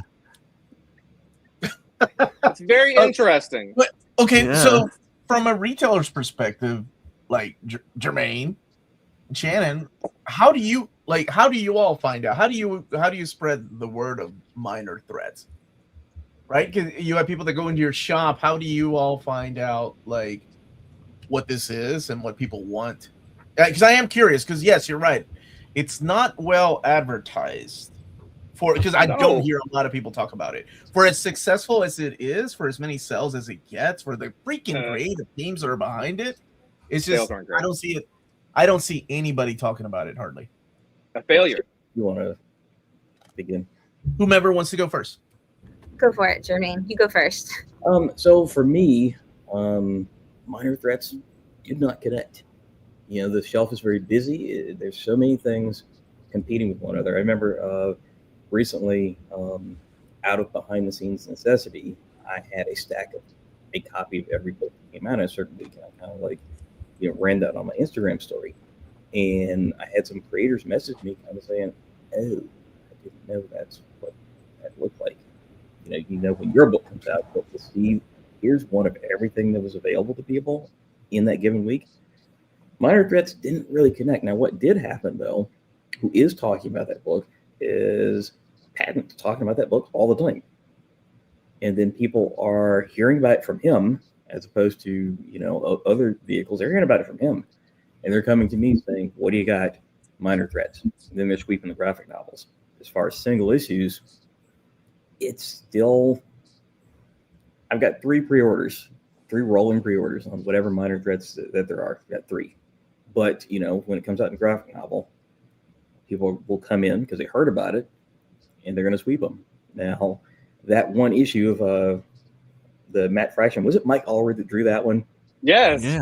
One of the most unexpected fun issues I've read in forever. I could pick it up completely cold. I didn't need to know anything about anything. And it was wonderful. And I can't remember the character's name, but it was almost like a Dick Tracy type villain. It was just wonderful. Yep. Oh, the Face Man? Face? Yes. Oh, yeah. It was like Juan Face Man or something like that. Yes. But it really is something where people will come into the store. They'll say, where is Minor Threats? So the promotion really is coming straight from Patton and the audience that he has, is what I've noticed. Yeah, that's a failure on their part. That's why there's no advertising, because they were literally like, oh, Patton will do it. Well, what if you don't like Patton Oswalt, but you still like superhero comics? What if you like Invincible and The Boys and The Watchmen, and you like something else like that? Yeah, something else. The publisher's goofed up, man. They're so bad at it. That's a whole other conversation. The marketing of comics and that machine, or lack of machine, or lack thereof. You know what I do see though that makes me smile is at the end of the Supergirl trailer. Yeah. Is go and seek out the original stories, or where the stories originated from, and it's the picture of Supergirl, Woman of Tomorrow. So I think that's wonderful, and I wish every company was doing that. I wish Invincible. I think Invincible is doing well though. Yes, they're doing okay. Hey, Omar, what if the Marvel movies did that 15 years ago or whatever when they started coming out? Well, do you remember? What? Do you remember? Like they used to set up after the show. Like they would have like stands where you could buy comics, like collected editions, and they don't do that anymore. I don't know if it costs too much money to do that. If marketing was like, no, let's not do that. It's not getting enough people to go to the comic book stores, or maybe they just, I don't know what happened. But I do know several people, including my buddy Maddie. The reason she started reading comic books is because of the movies, and I'm sure Jermaine and Shannon see that a lot. I'm sure Deanna sees this when people are talking to her on, when she makes a video like, hey, I got into this comic book because of this show, or like, oh, they made this comic book because of the show or movie or whatever. Yeah. There is definitely a connection, but. Yeah, I mean, as well, like I said earlier that my first comic was New 52 Flash, and I got into that because I saw like the CW show, and then I think I just typed into Amazon like the Flash comic or whatever, and that was the one that came up. And that's the way it should be. It's the way it all should be. All right, Sean. Last but not least, buddy, what do you have? What kind of weird stuff are you into? Comics, I mean. Last to get an invite. Last to talk about my favorite. No. Year. I thought you're such a big part of this channel that I was like, how is Sean not here already? Oh shit! I forgot to send him the invite. That's on me. That's on me. Okay. Well, I hope to avoid Kyle Stark's naughty list today. No grudges. No grudges. I promise all of you, no grudges are being held. I have a laundry list of books. I will try my best to keep it to books that started this year, but I will cheat to start because I have to talk about Kaya. Kaya is probably my favorite comic being published right now. This issue, Colossal Kaya, is something that anybody can buy because the first 5 pages are essentially a beautiful recap of the way the series starts.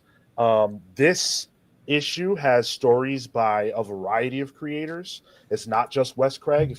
If you like Deadly Class, which was Wes Craig on art, Rick Remender on the words, you will love this because it's Wes Craig's art on 11, but him writing as well. It's a story with a lot of heart, beautifully drawn. I think issue 31 just came out.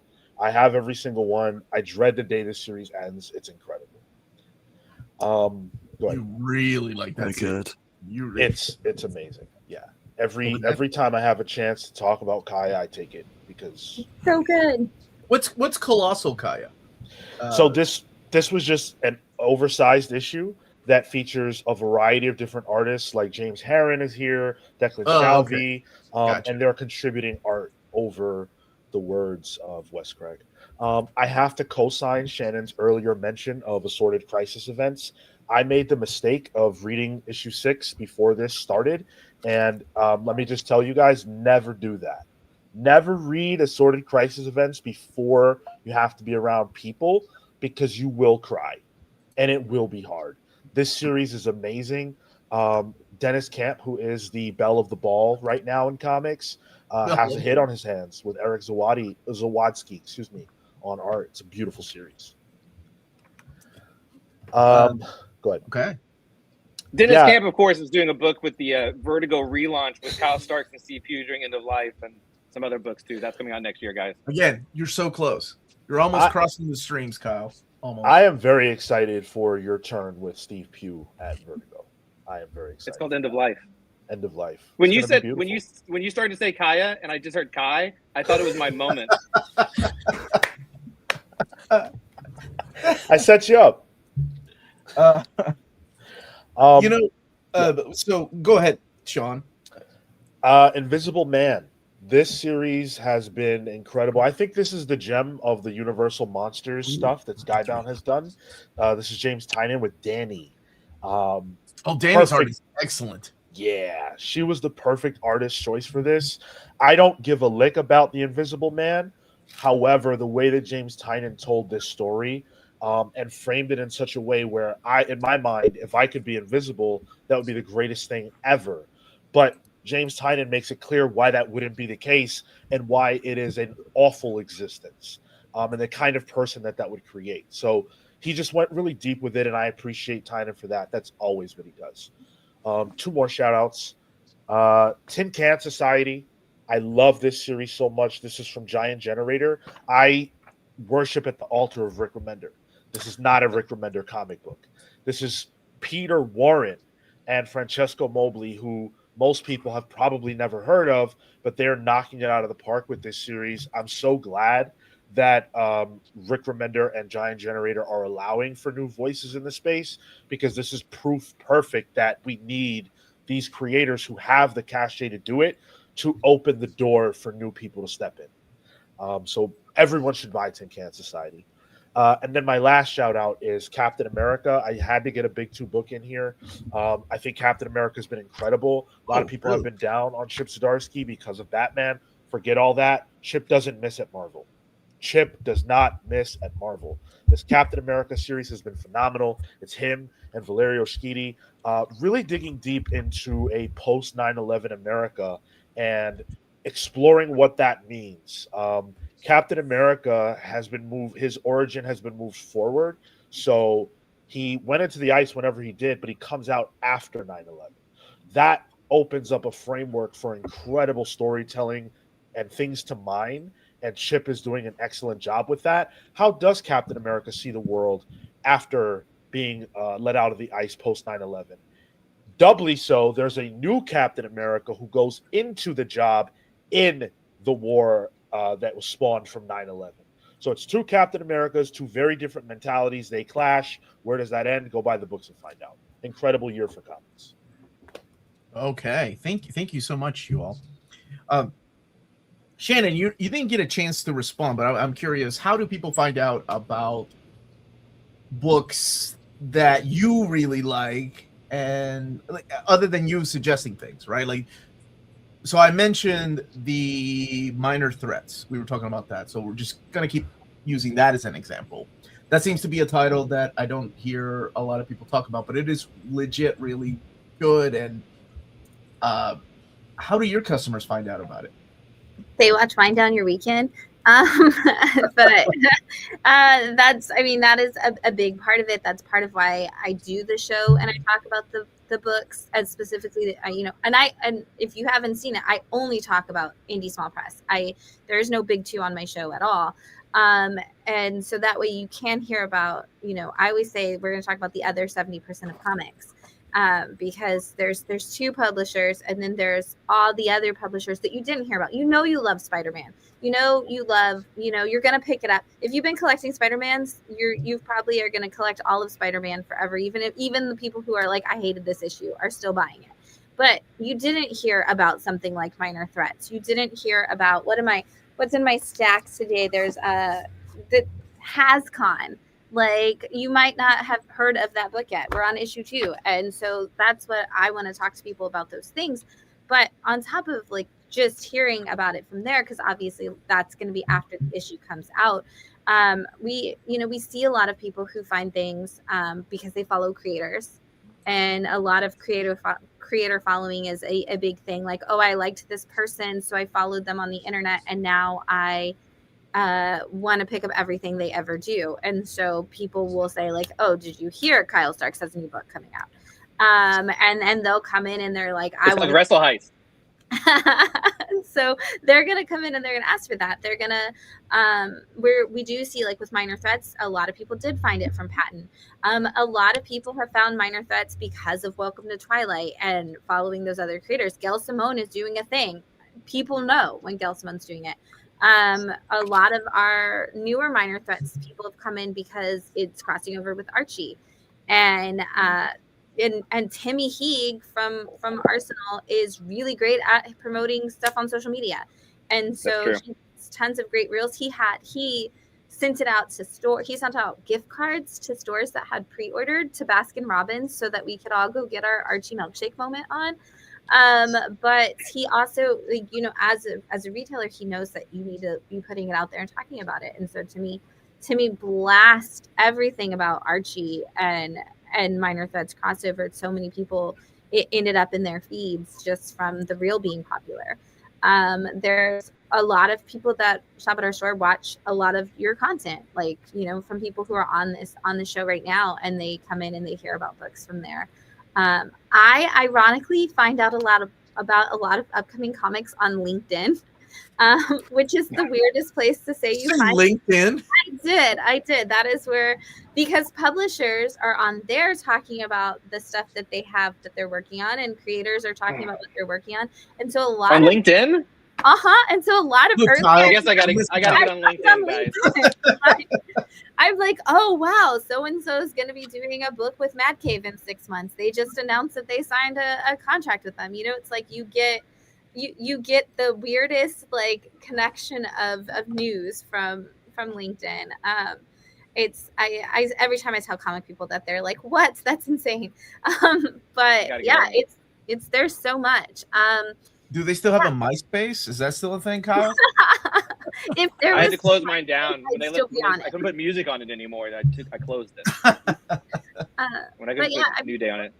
It's a lot of what people find out about comics, I think, comes from, it is a lot of research on a fan's side. And I think, like, Jermaine talked about how there's a lot of books on the shelf. There's a lot of books on the internet. There's a lot of like things being pushed into your news feed, and you might forget about it. And so I really think that having people, like people following those creators definitely helps. But I think it's always going to come down to, are we talking about the books in the store, and are you making those recommendations? Like my new comic wall, like my ongoing comic wall, has 275 faced out books. And anything that's not a big 2 title has what I call my little Netflix recommends cards. And there's a recommend title, a recommend card in front of every single indie small press book that tells you in 3 lines, this is what this book is. This is why you need to check it out. Like, this is, what other books you're going to like it because of. And people will come up and they're like, I just bought this book because the tag sounded like something I would like. And dude, that's stellar, by the way. I think that's stellar. Thank you. It's super smart. I think you might be good at this. I think you might be good at this. It's funny that this comes up, and I don't know if it was because Omar is being clever, but Omar and I have been talking sort of about this at length, about how challenging it is now, because The community isn't what the community was in 2017, where Twitter was such a good source where you could find a creator and you could find their sort of circle talking about it, where the community existed like happily on the internet, especially in 2025, because social media is dead. You can say like, oh, people are following me. They're not. Like, where are they following me at? There's no place to find me. Like, honestly, I'm going to join LinkedIn today. Who knew that was going to happen? So from my perspective, it's like, it's two things. And it's kind of full circle to how we started, is that there are so many books that come out every week, and they're $5 or $4 for 22 pages, which isn't a great value per return for when all of us old guys started and we were getting 7 books for $1, or we were getting 10 books every week for $4 because they were 60 cents, right? And that you're doing this sort of wide net of what do you like. I'm getting 10 books every week. I like 6 of them. The other 4, maybe I'll still get if they're okay, but it's not like that anymore. So now you're going, okay, those big 2, yeah, they're going to sell because they know Spider-Man, they like Spider-Man, and they don't, right? But how would someone who's just walking into a store, who's a very casual, is going to buy Wrestle Ice #1? There's only 2 reasons why they would do it. Someone told them to, which wasn't me, because they don't care, which is to say someone at the store, someone on a podcast, someone at a store, or a friend. Well, the friend community, like, where is that community? Because I think social media is failing in such a way that people are in private discords. Well, that's great, but I can't promote on those private discords to try to remind them. So it's stores and it's podcasts and it's content creators. And we can talk, but I'm just saying, like, unless you're following me, Chip has his newsletter. Otherwise, he's nowhere. Well, if you don't know he has a newsletter, how would you be on that newsletter, right? How would you know? You wouldn't know. But I know his newsletter is doing great. He's making a ton of money. Good for him.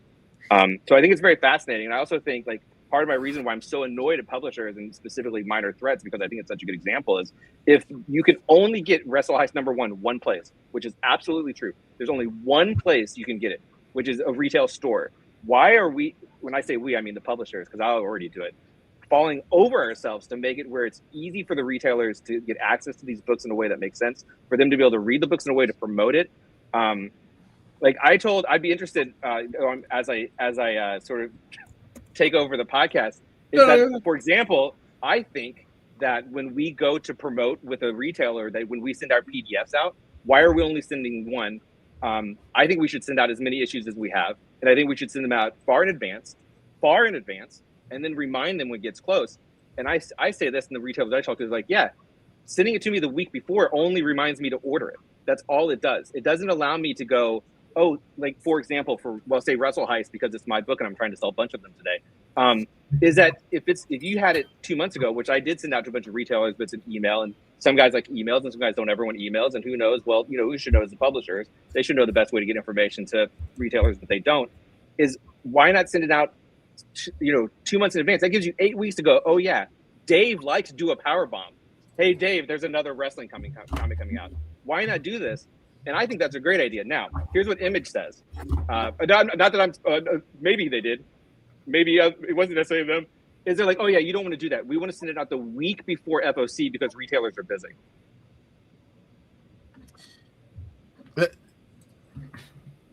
They're too busy. But in honest, like, okay, how far in advance do you have the comics? Dude, I have 8 issues done of End of Life. Okay, but I mean, like, wait, when you say done, you mean like everything, lettering, and I think everything but colors. But that's just because there's no reason to do it 8 months in advance. We have, I'm pretty sure we have 3 or 4 issues fully done. So because that's how comics work. We're doing them so far, and now Vertigo is a different thing because I thought it was going to come out April this year, not February of next year.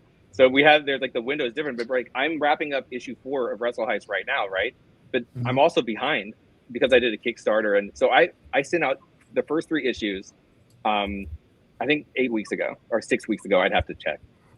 So since we're on this topic, I this is something that Angshaman, as a upcoming publisher, like, these are the kind of hurdles you have to worry about, right? Like, because we all know what happened to Diamond here in America, right?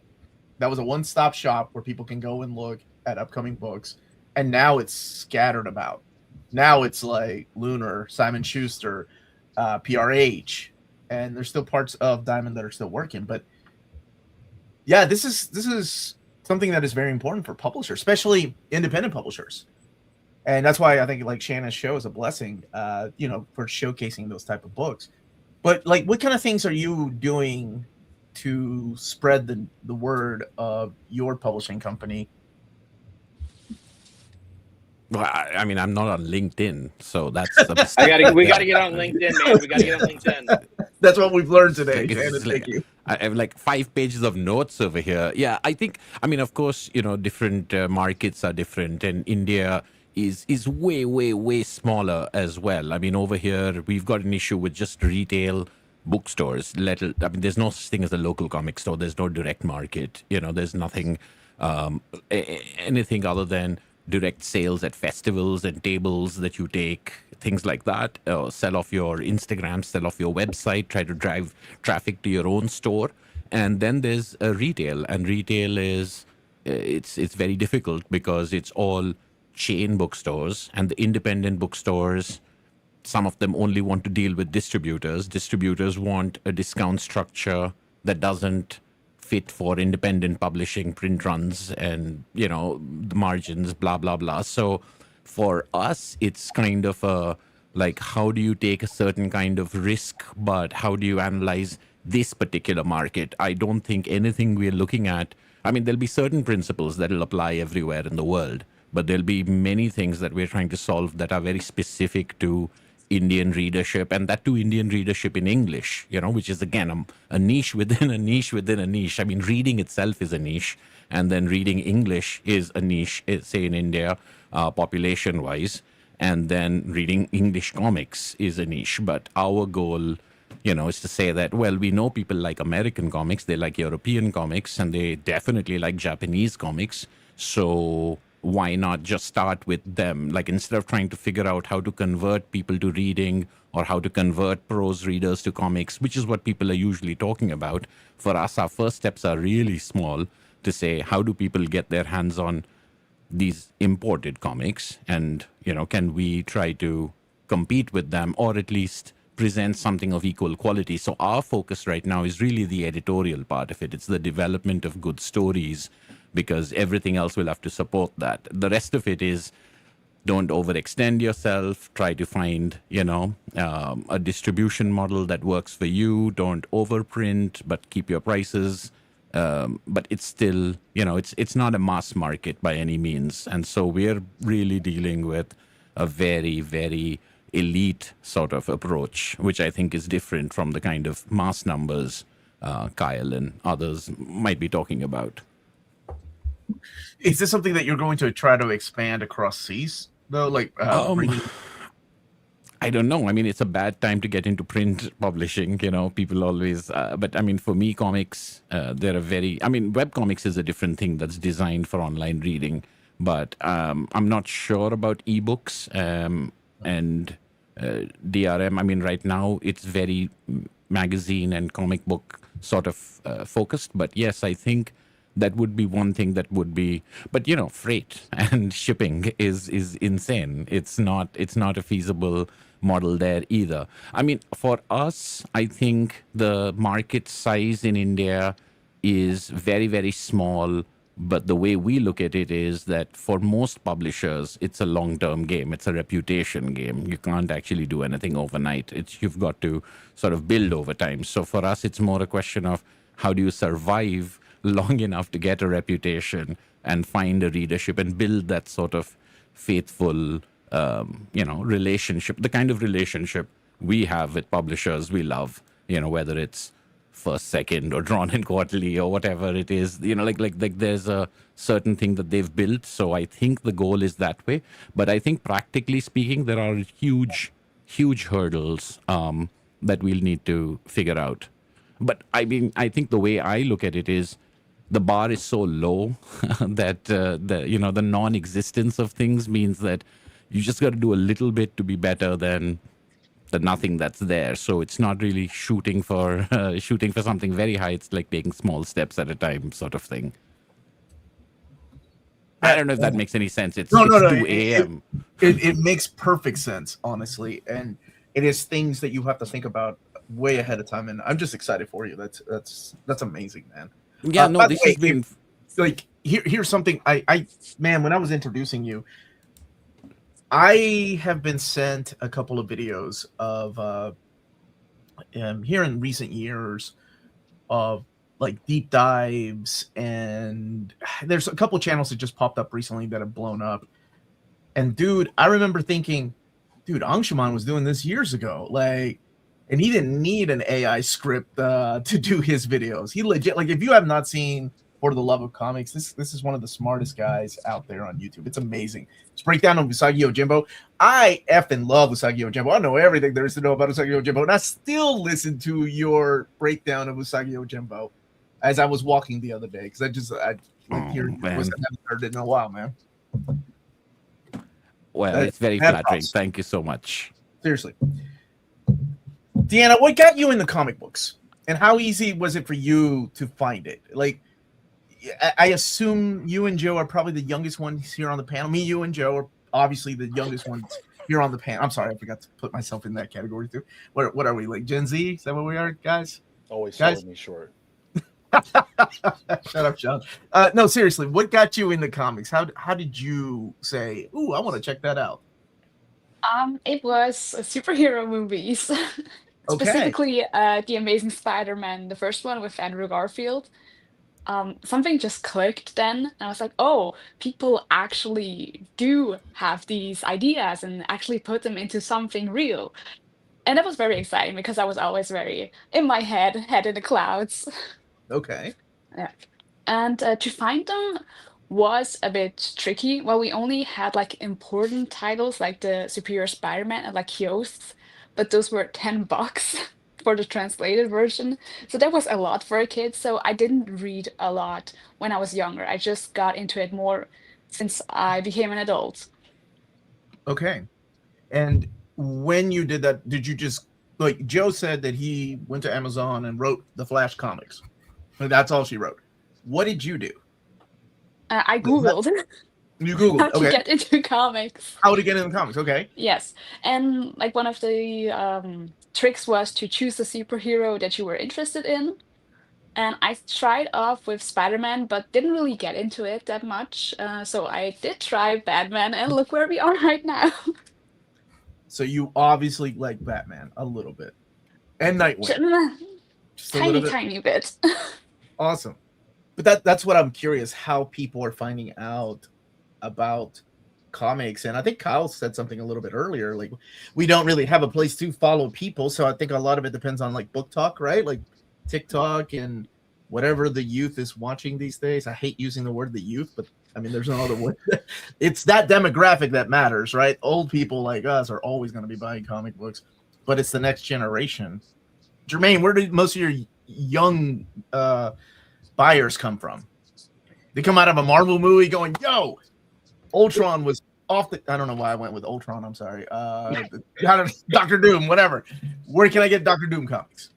So I don't necessarily know about anyone else, and I think that, again, this doesn't get talked about enough, that I'm pretty sure the first time I saw Batman and Robin was on that Scooby-Doo episode. You know, a lot of us do meet these characters, perhaps not in the pages of a comic. Maybe it's from a video game, maybe it's from a cartoon. And it definitely is from a major motion pictures. That's certainly a thing. And the benefit of that, because sometimes people ask me like, oh, where do I get started on Spider-Man? Where do I start on Iron Man? Okay. Today's person has a pretty solid base understanding of what is Iron Man, what is the Hulk, how does it work. You already have that. That means you can read kind of whatever you want to, unless it's just for historical purposes. I got to see this thing from the very beginning. You have that base understanding of what the concept is. You can jump into anything that you want. You know, a guy said to me on Saturday, I like the Hulk, where do I start? And I kind of said, have you seen Hulk in movies and stuff? Well, seen everything. So I kind of showed him what Hulk was. So here's what's happening right now for the Hulk in the Marvel Universe. And he went in and tried it. Again, I think something that doesn't get talked about, I'm right there in the forest, there's trees all around me, but I think that it doesn't get talked about enough that there are actual new readers coming into comic book stores. For decades, like, there's no new readers. There are actual new readers coming in on a daily basis, all the time, to get started on things and to continue things. Not just start, but actually come back. What's next? What's next? That's what I was going to ask. When it comes to the absolute line, It is not getting discussed enough about how 25 and under is doing so much lifting on the success of this series. They're coming into the comic book store. They're bringing friends with them. They're saying, which absolute are you reading? Or you know, which one are you going to get? I'm overhearing conversations, because that's what I do. People often will say, yeah, I've been keeping up with it online, but I got to have these books myself. Got to have these books. I got to get the latest issue. I bought none of the previous absolutes, but I got to get this number 15. I'm overhearing people say that. And, you know, these are people that don't necessarily have a pre-order list, but they're figuring out how New Book Day works. They're showing up. They're doing so much lifting on the success of this series. This line, rather. And I'm not on TikTok because I don't have bandwidth. I'm barely on LinkedIn. I don't have bandwidth for a new platform. But I want to understand there is a, you know, I hate saying it too. Young people today are showing what they picked up on a Wednesday. They're saying, here's my stack. Apparently that's a thing, which I Love it. Yeah, 100%. New Comic Book Day is a whole thing on TikTok. Yeah. That's amazing. That's wonderful. Yeah, And it's I- amazing. It's also kind of cool that I probably will never know what that is. I won't be seeing it, but people are seeing it. You know, younger people are like, here's what I got. Didn't You know what's about great about it, Jermaine, is that they're doing this. They're doing yes, no, maybes. So like every week they come on, they have money somehow to buy books, which is amazing. We love that. But they have a huge stack every Wednesday, and they're doing yes, no, maybes. And what's great about that, and there's a whole other conversation we could have about how comics journalism has failed comics, is that by someone saying this is bad, they're building an audience that can trust them to, which is what you guys do in your store, right? Except you probably try to avoid to be like, that's not great. But by saying that, these guys every week are building trust with people, where when they go to a store and they're looking at that giant wall of new things, they'll spend $5 on that thing that was recommended by a voice that they heard on the internet, right? Now, I do think that there's a fear of watching a movie that's not great because that's 2 hours that you lost, or reading a comic that's not, 10 out of 10 because, I don't want to interact with something that's like not the very best. There's a little bit of fear of that. Sometimes you gotta just try a thing, and sometimes the thing's just okay, and okay isn't bad. It's just okay. Sometimes there's a fear of like, I want the very best of the best only. That's all I'm interacting with. But So this is a go ahead, Shannon. I was to say, I want to just jump on to what Jermaine is saying with the 25 and under crowd doing so much the lifting on that absolute line. It is insane. On Wednesday this week, at one point, I had a line of 12 people at the counter ready to check out. 9 of them were under the age of 25, and they had their stacks in their hand. And it's not just, they don't just get the absolutes. Like, they come in for the absolutes, but then they get more. They look at stuff, and we have one kid who he's still in high school, but he's got his, he's at that age, he's got a job, and he comes in every day that we are open, and every single day he brings a different friend with him. And then on like last night, Saturday night, him and all 8 of the people that he comes in with sporadically throughout the week, they all came in. And they all were there, and they're like, oh my God, we have to talk to you about what we read this week. We want to know, like, did that book that I asked for come in? And we're like, it was 2 days ago. Like, nobody's shipping that fast, especially at this time of year. But it's like they're so excited, and they want to talk about it. They want to bring their friends, and they want to associate with that. They trust us to say, like, hey, are you liking, what is it that you like about Absolute Martian Manhunter? Okay, cool. You should check out this other book. And then they are like, and for us, we're like, you should check this other book out. Go sit out and read it and see if you like it. That's actually how one of those kids got into it. He was like, my friends are all reading Absolute Batman.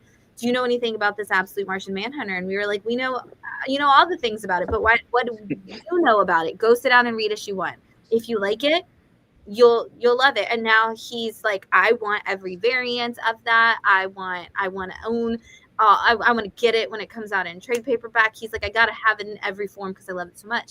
And we're just seeing so much of that. And some of it does come from, like Kyle was saying, they're on TikTok. And the things that people do on TikTok is not only do they say, the yes, no, maybe, but they're going in there and they're like I do on my show. They're showing off the art and they're going to, you got to see this. This is so cool. And I love it because then they come in with screenshots of that page that they thought was cool. And they're like, do you have this? And I'm like, do you know what it was? And they're like, It's this comic on TikTok, and you have to, and Jermaine, I'm sure you do this too. You have to like piece it back from that one image that they thought was so cool. But it is. There's so much of the young people that are the high school kids. I've got 4 teachers who shop here because their kids, their students in their class were like, we go every week to get books at Bad City. Have you been there before? And now their teachers shop here.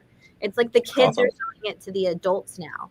And there's so much passion and excitement in the way that like the young kids are coming in and, you know, beating down the door for the new Dogman. These kids are first in line, ready to go every week for their new books from the Absolute line and the DC compacts. They all want the DC. You know what should be you know what should be one of those? What Kyle? What should be one? Peacemaker tries hard. Never I'm heard right of that. though. Never heard of that. No, you have. You should I've have. done an overview on my channel. Actually, my wife beat me to it. She was like, "Let me talk about it. I liked it more." And I was like, "I know Kyle Starks. You do not." That's me. I'm Kyle Starks, 3-time Eisner nominee. I don't want to completely derail the thing.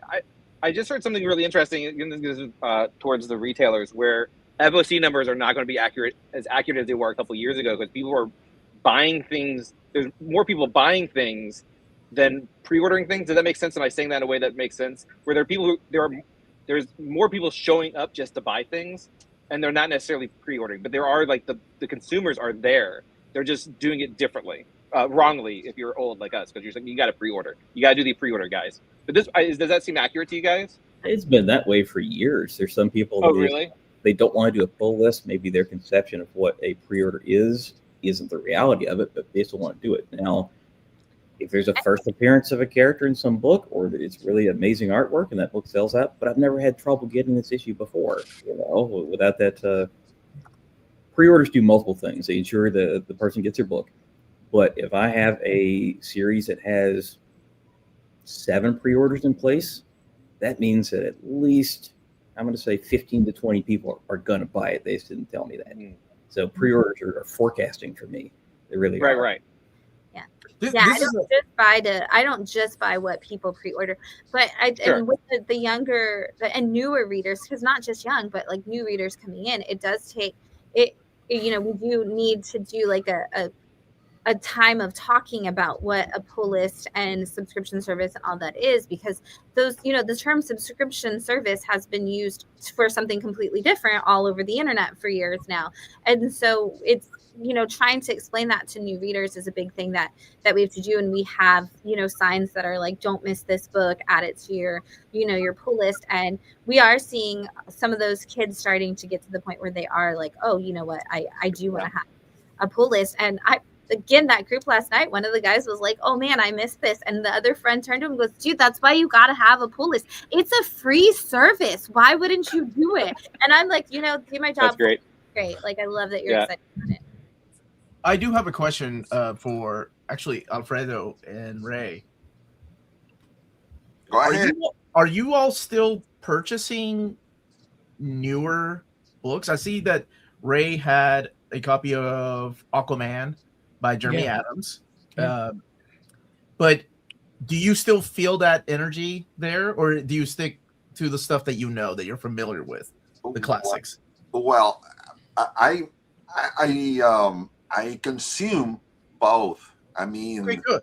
Yeah, I consume both. I'm with the new stuff, but I think word of mouth is the best way to spread the word about comics that might be interesting, regardless of age. Comic convention also helps, and schools should recommend them too. But that will work as well. But I think promoting comics in movies, streaming platforms, TV shows has a big impact and attracting new readers. In my case, because I'm too old, I was born in 1969, so I'm 56-year-old.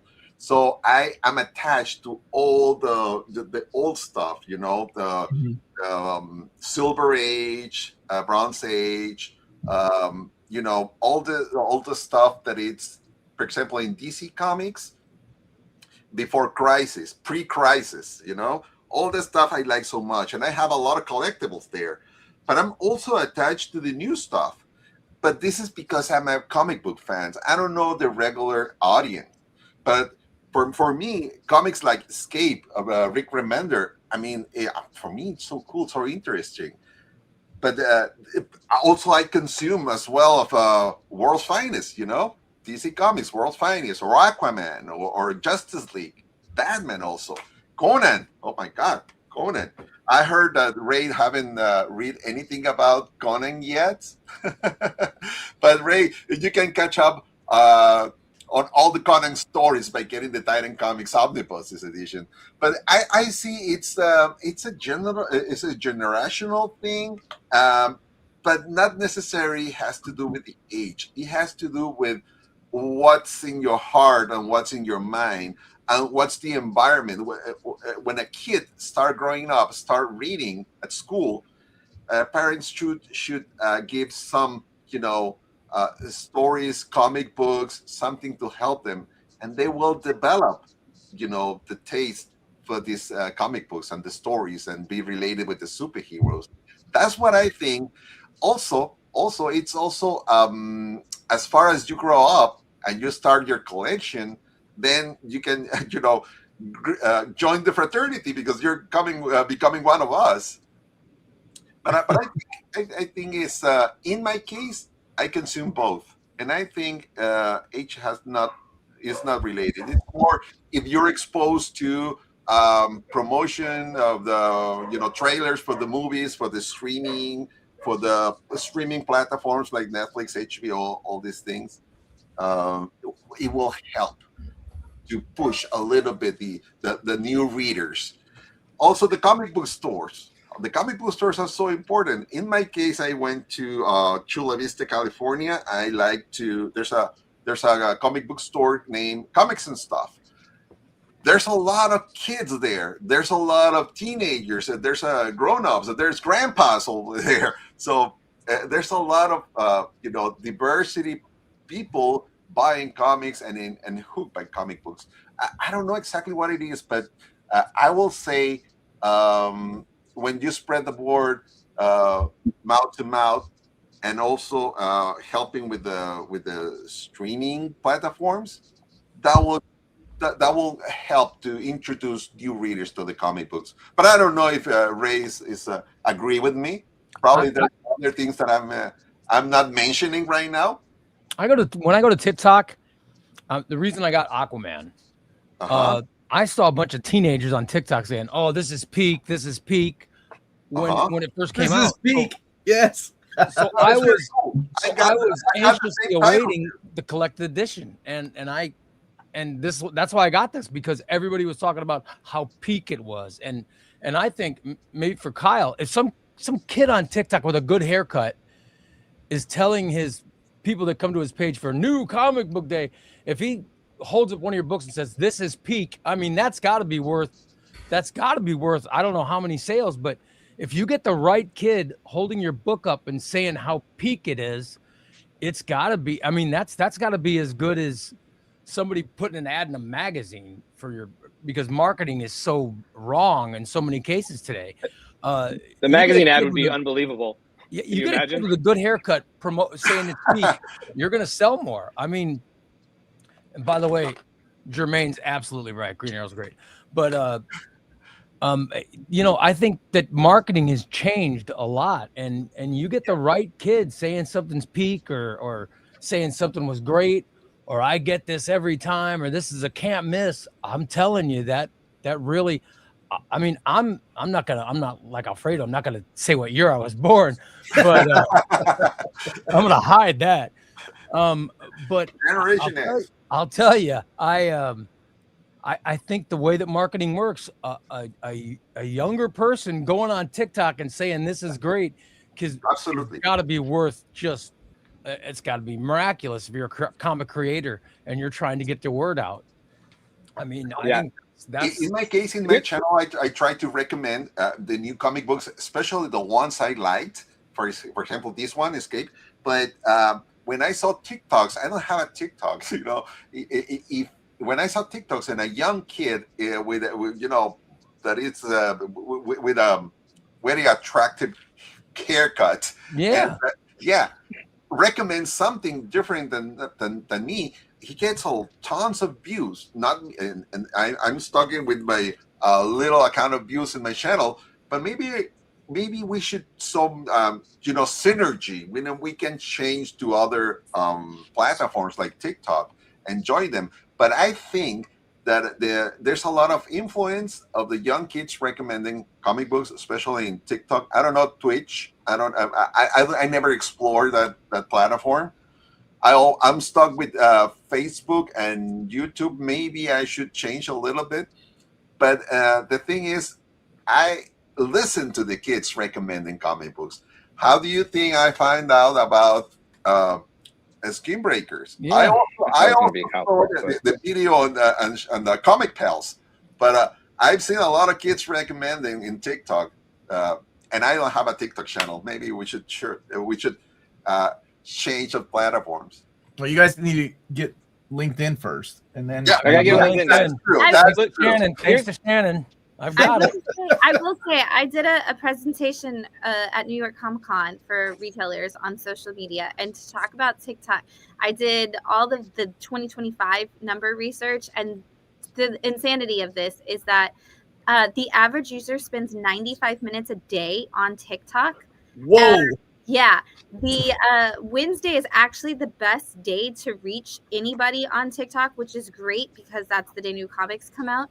But 150% of people find TikTok to be more effective for selling, and users are 2 times more likely to recommend the product that they see on TikTok to their friends, and over half of TikTok users have made a purchase from a video that they've watched. And so, if you while we're having this TikTok conversation and how much that really plays into it, those numbers are just the stats that we're seeing coming out of TikTok this year, and that's insane. And the second highest of that, 75% of, I believe it is YouTube people, 76% of consumers are on YouTube, and they're spending about 49 minutes a day on YouTube. And so people are buying and engaging from these platforms. And so looking at those numbers, where do you find content? Where do you find out about books? It's TikTok and YouTube is a huge thing for any product. Dude, the thing is that in my opinion, and again, I worked at a shop in the 90s, is that the best way to sell comics, because there aren't going to be magazine ads, there aren't going to be billboards, it's always word of mouth. And it's who is talking to you about those things and who do you trust, right? So the retailers, I always say a retailer can sell any book once. You can sell the shittiest book ever once, but you're going to lose the trust of those guys who did buy it from you. But hey, you sold out, right? But you guys are always going to talk about things that you like, and therefore you're building a relationship with your consumer base. But also they know that it's your job to make money off of selling those books. These kids on the internet have 200,000 viewers, and they're just saying what they like. And that's just your friend telling you, right? That's as good as having, who's their comic book friend? Well, he has 25 friends. He doesn't have 215,000. And I think word of mouth is so important. Again, Omar and I were just talking about this a couple of weeks ago, is that the publishers have failed once again to sort of engage in a meaningful way with content creators and YouTube, and even everyone here who has a podcast, like Joe. It's, for me, priceless, because if I sell 10 books because of Joe, that's 10 more books than I would have sold if I didn't talk to Joe and didn't go on his show, right? And the publishers have failed to do this. I tell this story because it's true, is that for 6 months, I said to editors at Dark Horse, because they're really good at selling comics, I said, why don't you guys have someone come on TikTok on Wednesday and just say what's coming out, and not just say number ones. Just say, hey, this week, Hellboy Goes to Mars #2 came out. Hellboy's going to go to Mars again. And it took 6 months, and then they started doing it. And I'm sure just them saying what's coming out is more helpful than people having no idea what's coming out, right?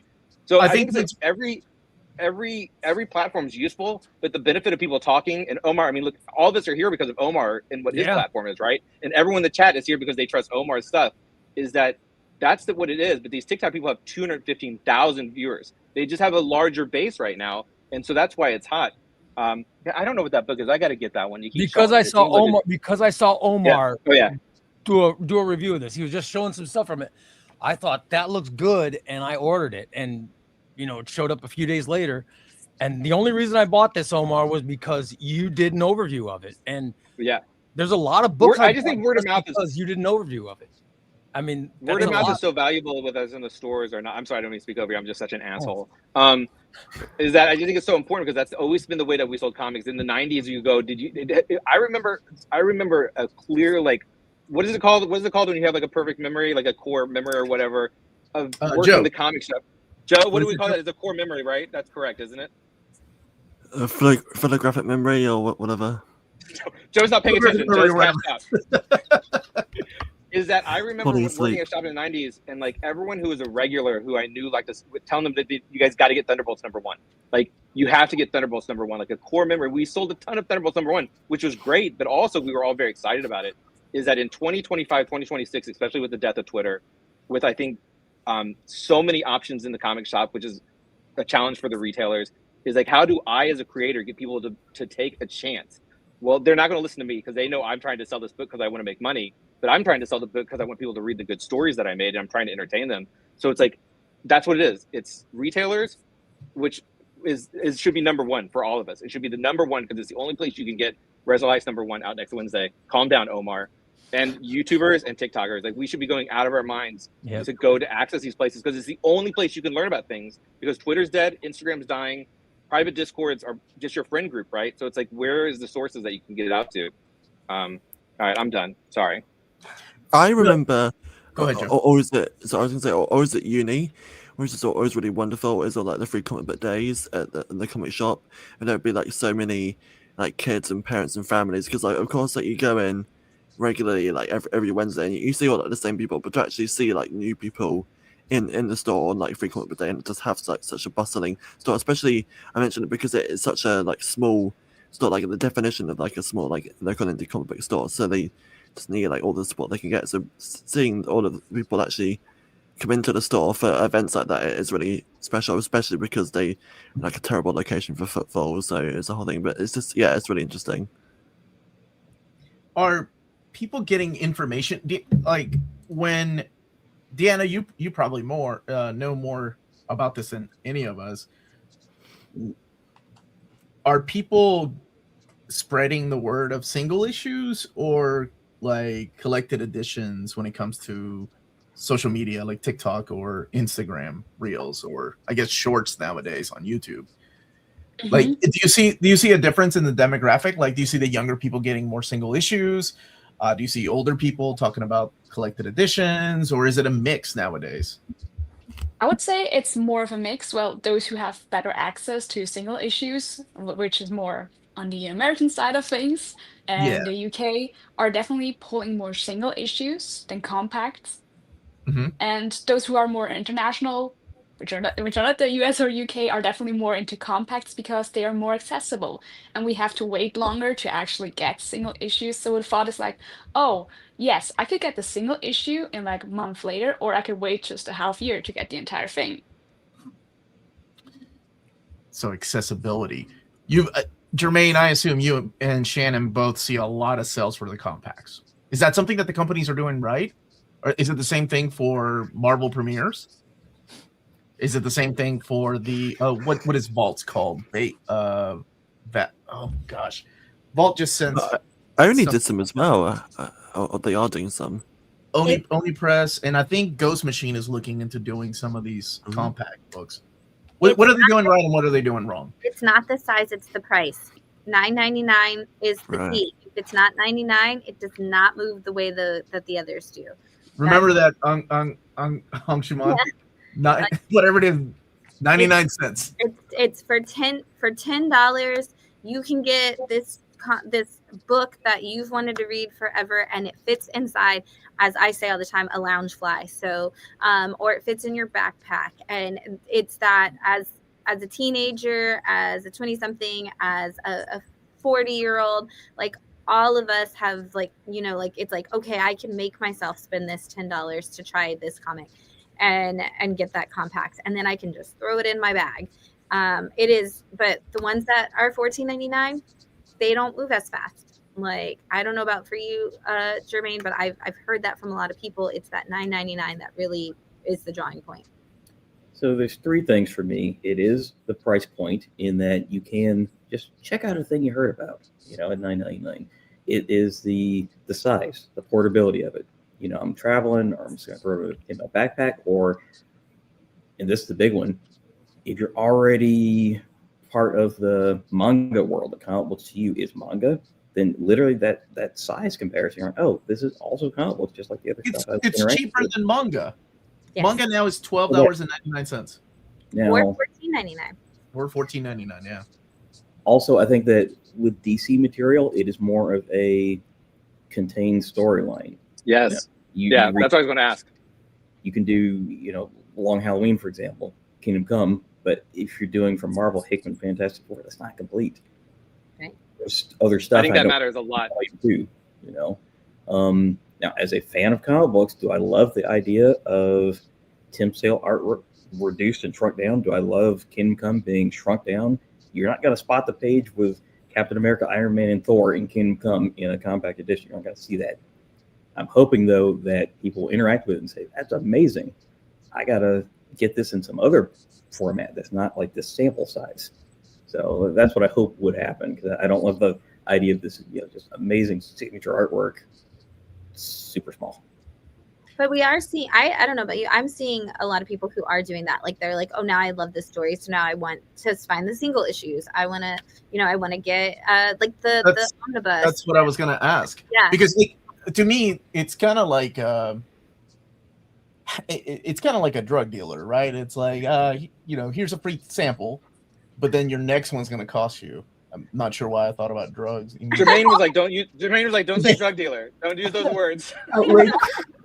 Too real. Right. Too real. A pharmaceutical company that works on the streets is giving you a free sample. And then you got to pay for the next one. Because, that's the point of these things, right? It's an introduction to a lot of the world of Batman, or I think of Gotham Central. Gotham Central is a perfect example. Gotham Central is the first 11 issues, I believe. It's one of my favorite series at DC. And if I were a kid or an adult going, man, that was really good, is there more? Jermaine and Shannon are like, yeah. And they're like, okay, what do I need? Is there a trade paperback? No, there's an omnibus that's $125 though. And that's a win for DC. If they can get one out of every 300 people that purchase an omnibus from that DC compact, that's a pretty good deal. So that's as well. I I think the range is also really impressive. Just how many have been released. Because there's something I found really interesting about the DC compacts at first, where because of how it's shrunk down or whatever, and because at first it was storylines that I'd already read, like Watchmen and Far Sector and Batman Hush, and then eventually it did start putting out stuff that I'd always been meaning to get to, but just hadn't got to yet. And so even for new readers, experienced readers like myself, it's oh yeah, it's I would get a $10 book of something that I've always been meaning to read, just because it is such a good deal.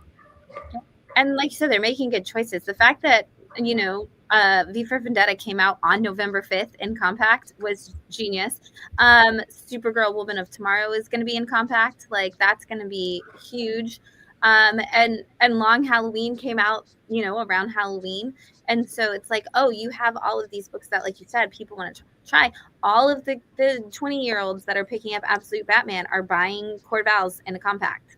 It's, I can take this to school and read it when I'm not, when we're done with our lessons. So there's so many great options there. Anshuman, you wanted to say something. No, I was thinking that in the mid 2000s in India, there were these reprints of Marvel and DC comics, and they were even smaller than the compact editions, but they were thinner as well. But they created generations of fans because they were available, where you buy magazines and newspapers. And even though that company went bankrupt or they folded because they didn't have their numbers right, that created this nostalgia for this recent past, where today a lot of them are buying omnibuses, and they're buying these things that are imported by Penguin Random House, so they're available in India. but they've gotten jobs now. They were in college or they were just in high school, and they've got these connections with Grant Morrison's JLA or Tower of Babel, and they've got these storylines, and they do go out and get the hardcovers. They get the absolute editions of Kingdom Come, and they get and now I can see that's the same thing with the compact editions in India, that they're priced and they look cool to collect. So in the way that people used to have all of these classic literature and these cloth bound whatever, like people just like having them on the shelf, and I can envision that in a few years that will create a nostalgia amongst these collectors for omnibuses and hardcovers and things like that. So I definitely see that as also traveling better and going international more successfully by making that affordability and the compact size sort of. Again, I'm not a big fan because especially V for Vendetta, I saw a copy of that compact edition and it's very difficult to read, maybe because of my aging eyes, but as an introduction to people and as getting new readers into it, it's sort of incomparable.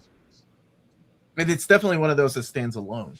Like that and Watchmen are books that you can. Yeah, the entire line is doing very well right now. Yeah, because I was talking to a couple of bookstore owners, and again, over here, there's no LCS. It's just bookstores, but independent bookstore owners, they find comics quite expensive to move, and particularly when you've got prose books that are, say, $8, it's difficult to convince people to spend $15 or $12 on, trade paperbacks or hardcovers, especially when they're looking at that comparison.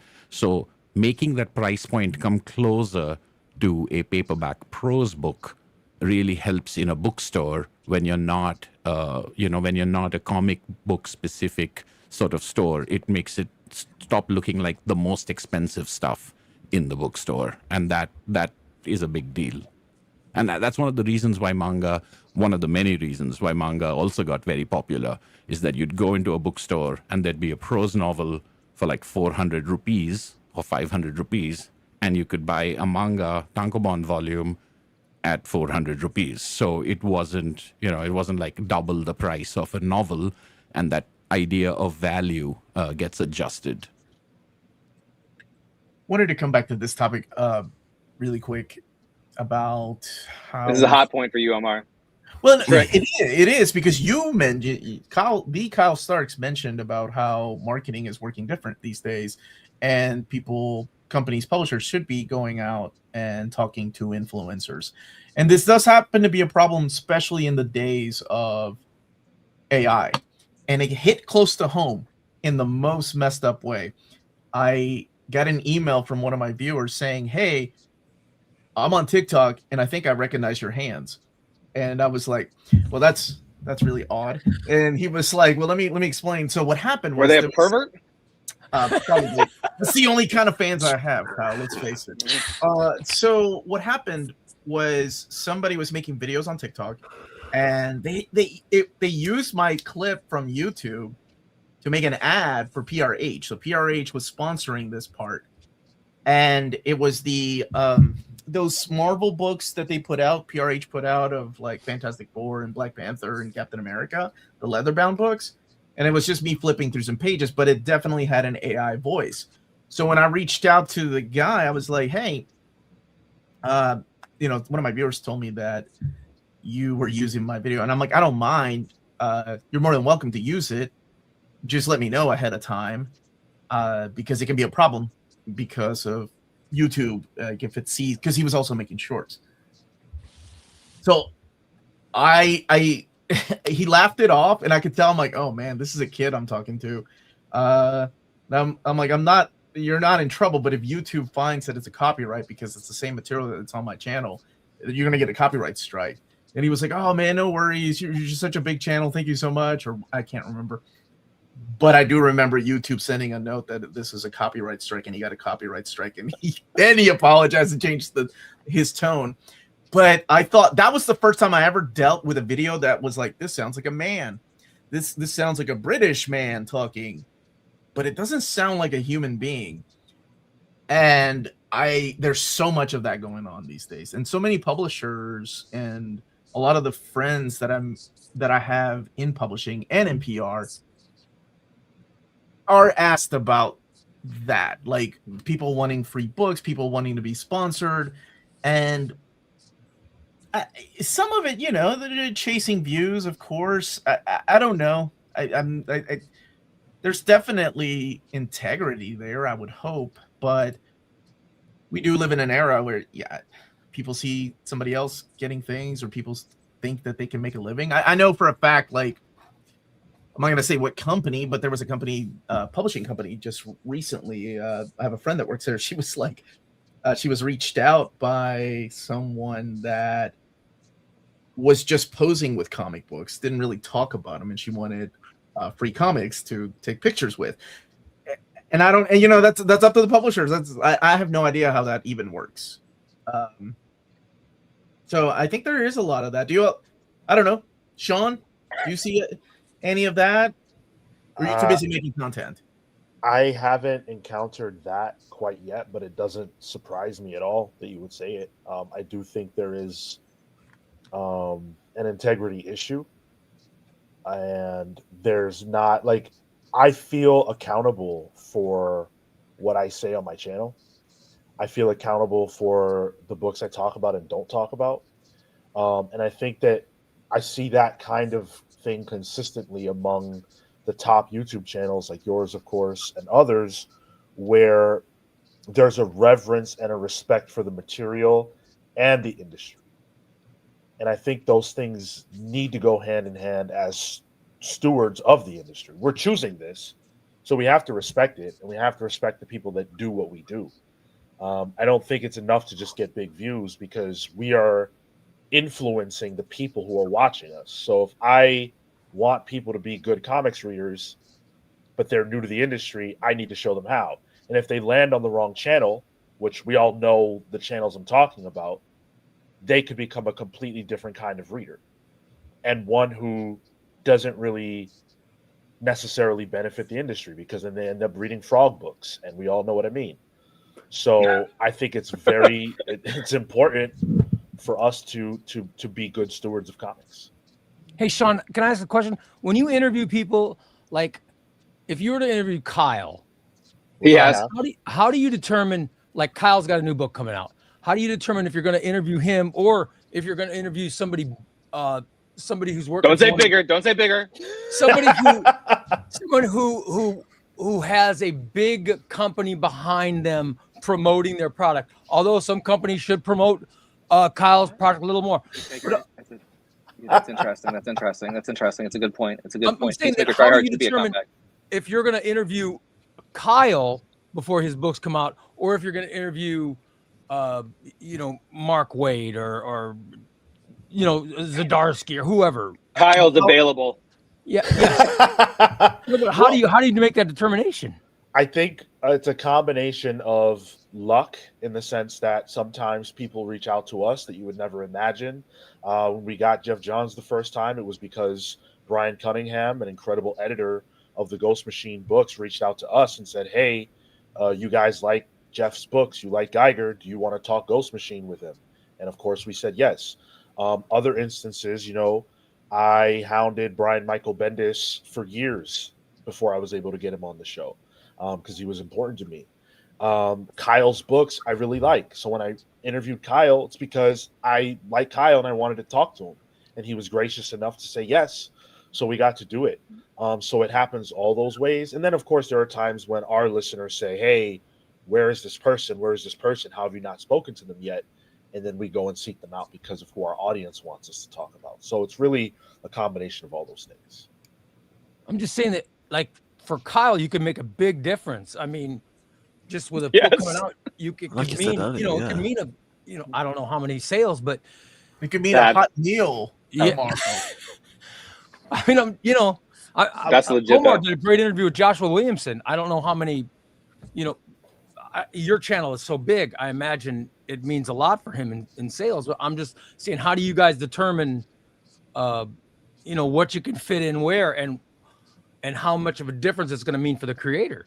I'm so glad Kyle is here for this too, by the way, and I'm so curious to hear your rebuttal, or not rebuttal, but your response. No, please rebut.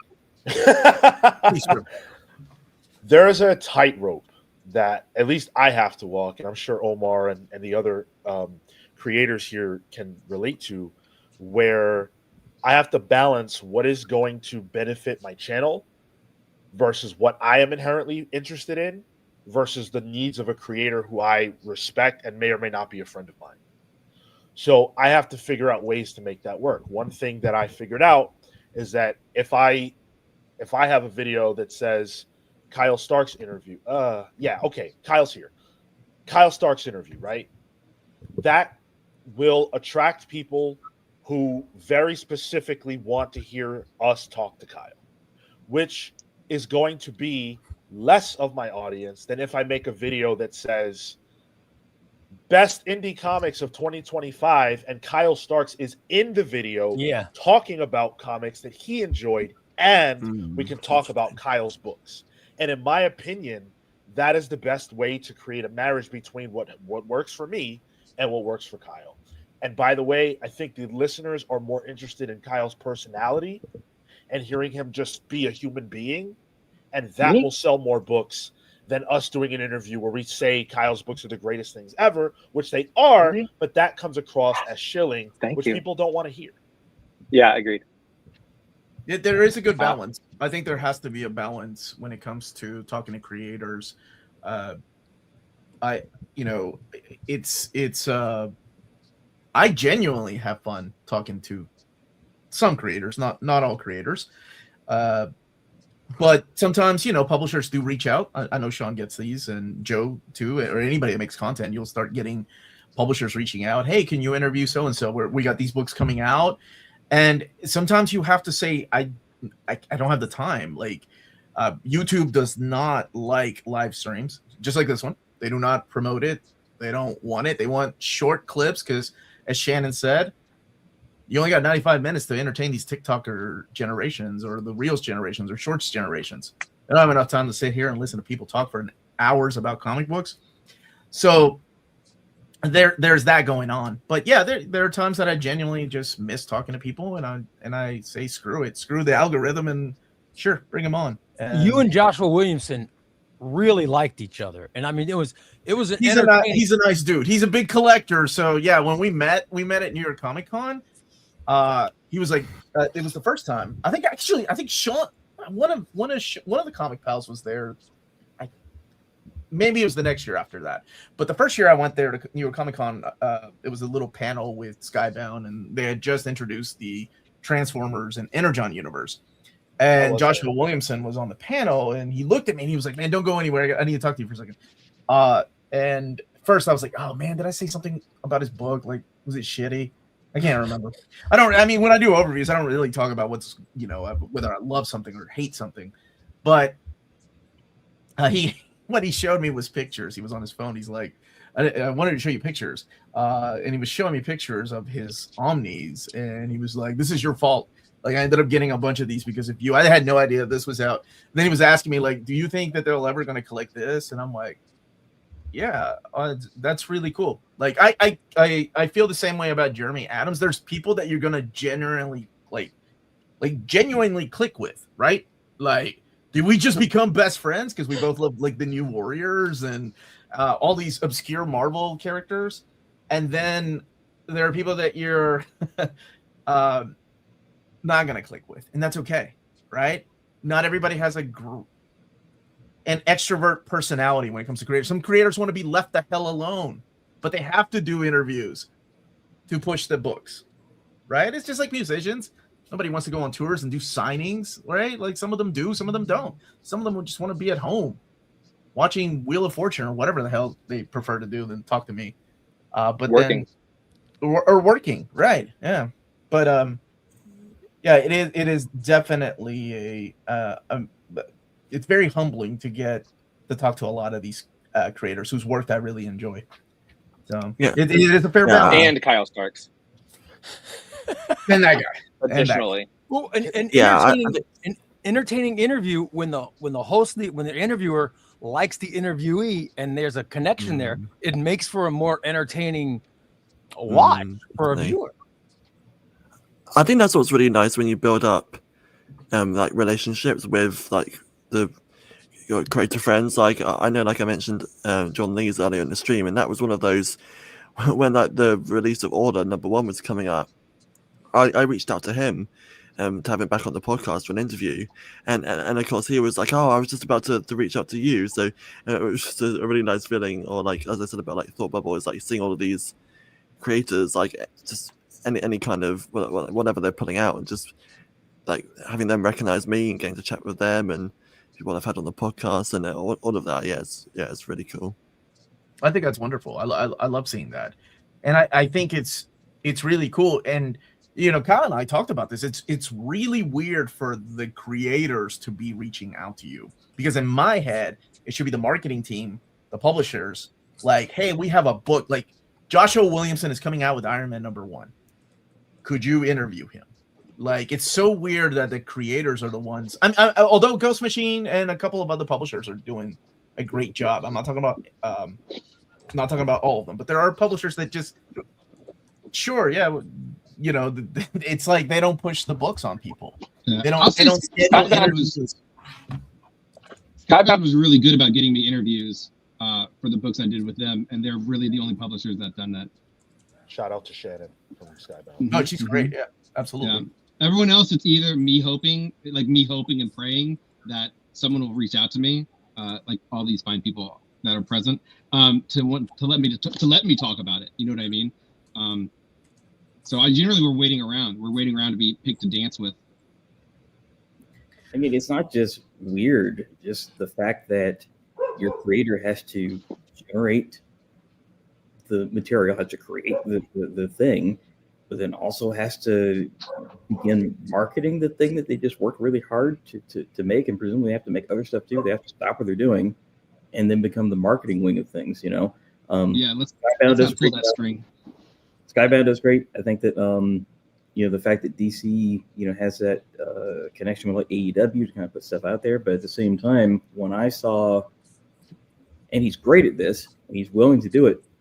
But when I saw Scott Snyder doing so much personal hustle for Absolute Batman, you know, going on different podcasts, you're practically going door to door. You have Blues Brothers car with the giant megaphone. He's going above and beyond to promote Absolute Batman. I was like, wait a minute.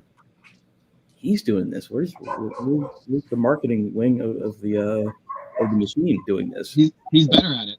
So if he's doing that himself, then you know, I don't know how you feel about it, but you know, if he's having to do that for Absolute Batman, then you know, what are you supposed to do? Yeah, and I don't have the reach that he has. Also, I responded to all of his emails with the books that he sent of Absolute, so he owes me for End of Life out next February from Vertigo. All that stuff's crazy to me. I'll tell you, I have to be very careful about being very vague, but I had a meeting for one of my upcoming books with a PR person from one of the major publishers, and I found out afterwards that they're a legend, quote, a legend in this industry. And the first thing they said to me was like, how do you think we should promote this? And I said, homie, I don't have a marketing degree. I've never worked in public relations. Why would I know better than you? Why are you asking me? I have no idea. If I knew how to promote things well, then I would have money. I wouldn't be in an unfinished basement I have to blur out on podcasts. You know what I mean? Like, what are you asking me? You've been doing this for however many years they've been doing it. So the industry's great in that regard. It's like all that's crazy. And it all goes back to what I said again, like I think retailers are so important. And I think content creators and podcasts are so important because the publishers aren't going to do anything. And if like we're going to celebrate Skybound for getting me an interview, you know what I mean? Like that should be pretty easy, right? They should have a list of everyone who's ever done an interview for them. And then when they go, hey, whatever the new Invisible Man, I get like, oh, Invisible Man's coming out. Would any of you like to talk to this person?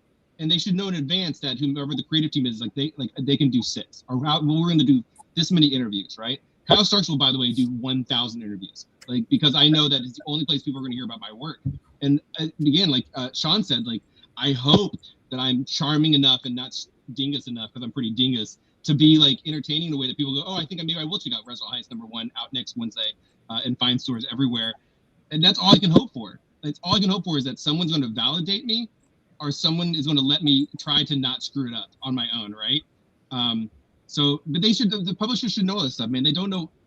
It's very frustrating because it's like, well, how are they supposed to promote these books. And really, who should they be promoting them to? The readers? Probably not. It should be the consumers, because the retailers, because where are the readers at? Where are they? Where would you even find them right now? Well, they have to go to a store to buy it. So Omar, again, we talked. It's both my favorite and least favorite conversation. It is a hard conversation. But I think it's fascinating because someone's going to figure it out. And you look at stuff like, and I'm not being a good company man tooting the horn, but DC, I think, is the one company that's really looking at the state of things and trying to be, well, what can we do different? And I know a lot of that is that they've spoken to retailers. So those compact editions, that's because they talk to retailers. Like, that's a complete response to that. And what they think is like, why is Manga doing so well versus our stuff? And maybe that answer that they got back isn't necessarily correct, but obviously it worked out, right? I mean, Vertigo is the same thing. Vertigo is literally a response to what's wrong with the industry, is that a lot of retailers said the problem with the current comics is there's not long runs with the same creative teams. Like, we don't have, Claremont Byrne anymore. We don't have Name It. And so they're doing this creator-owned thing with proven teams as a response to that. Because what if we're saying there are ongoings again? If that's what you think would work, like, let's start doing that. And it's like, at least they're trying. But in regards to promotions, like, they're asking Kyle Starks how to promote, like, I don't know. I think there should be TV commercials. How about that? I think there should be TV commercials during Monday Night Raw. I think that's the best way to promote comics. But that did happen. They did. You saw DC Compact on I think it was AEW. Raw, right? Wasn't it on Monday Night Raw? AEW, yeah. They had to deal with them, right? They had That's to deal with nuts. They're owned by Warner, or they're in partnership with Warner. I should say. But that's also thinking outside the box, right? I mean, what if?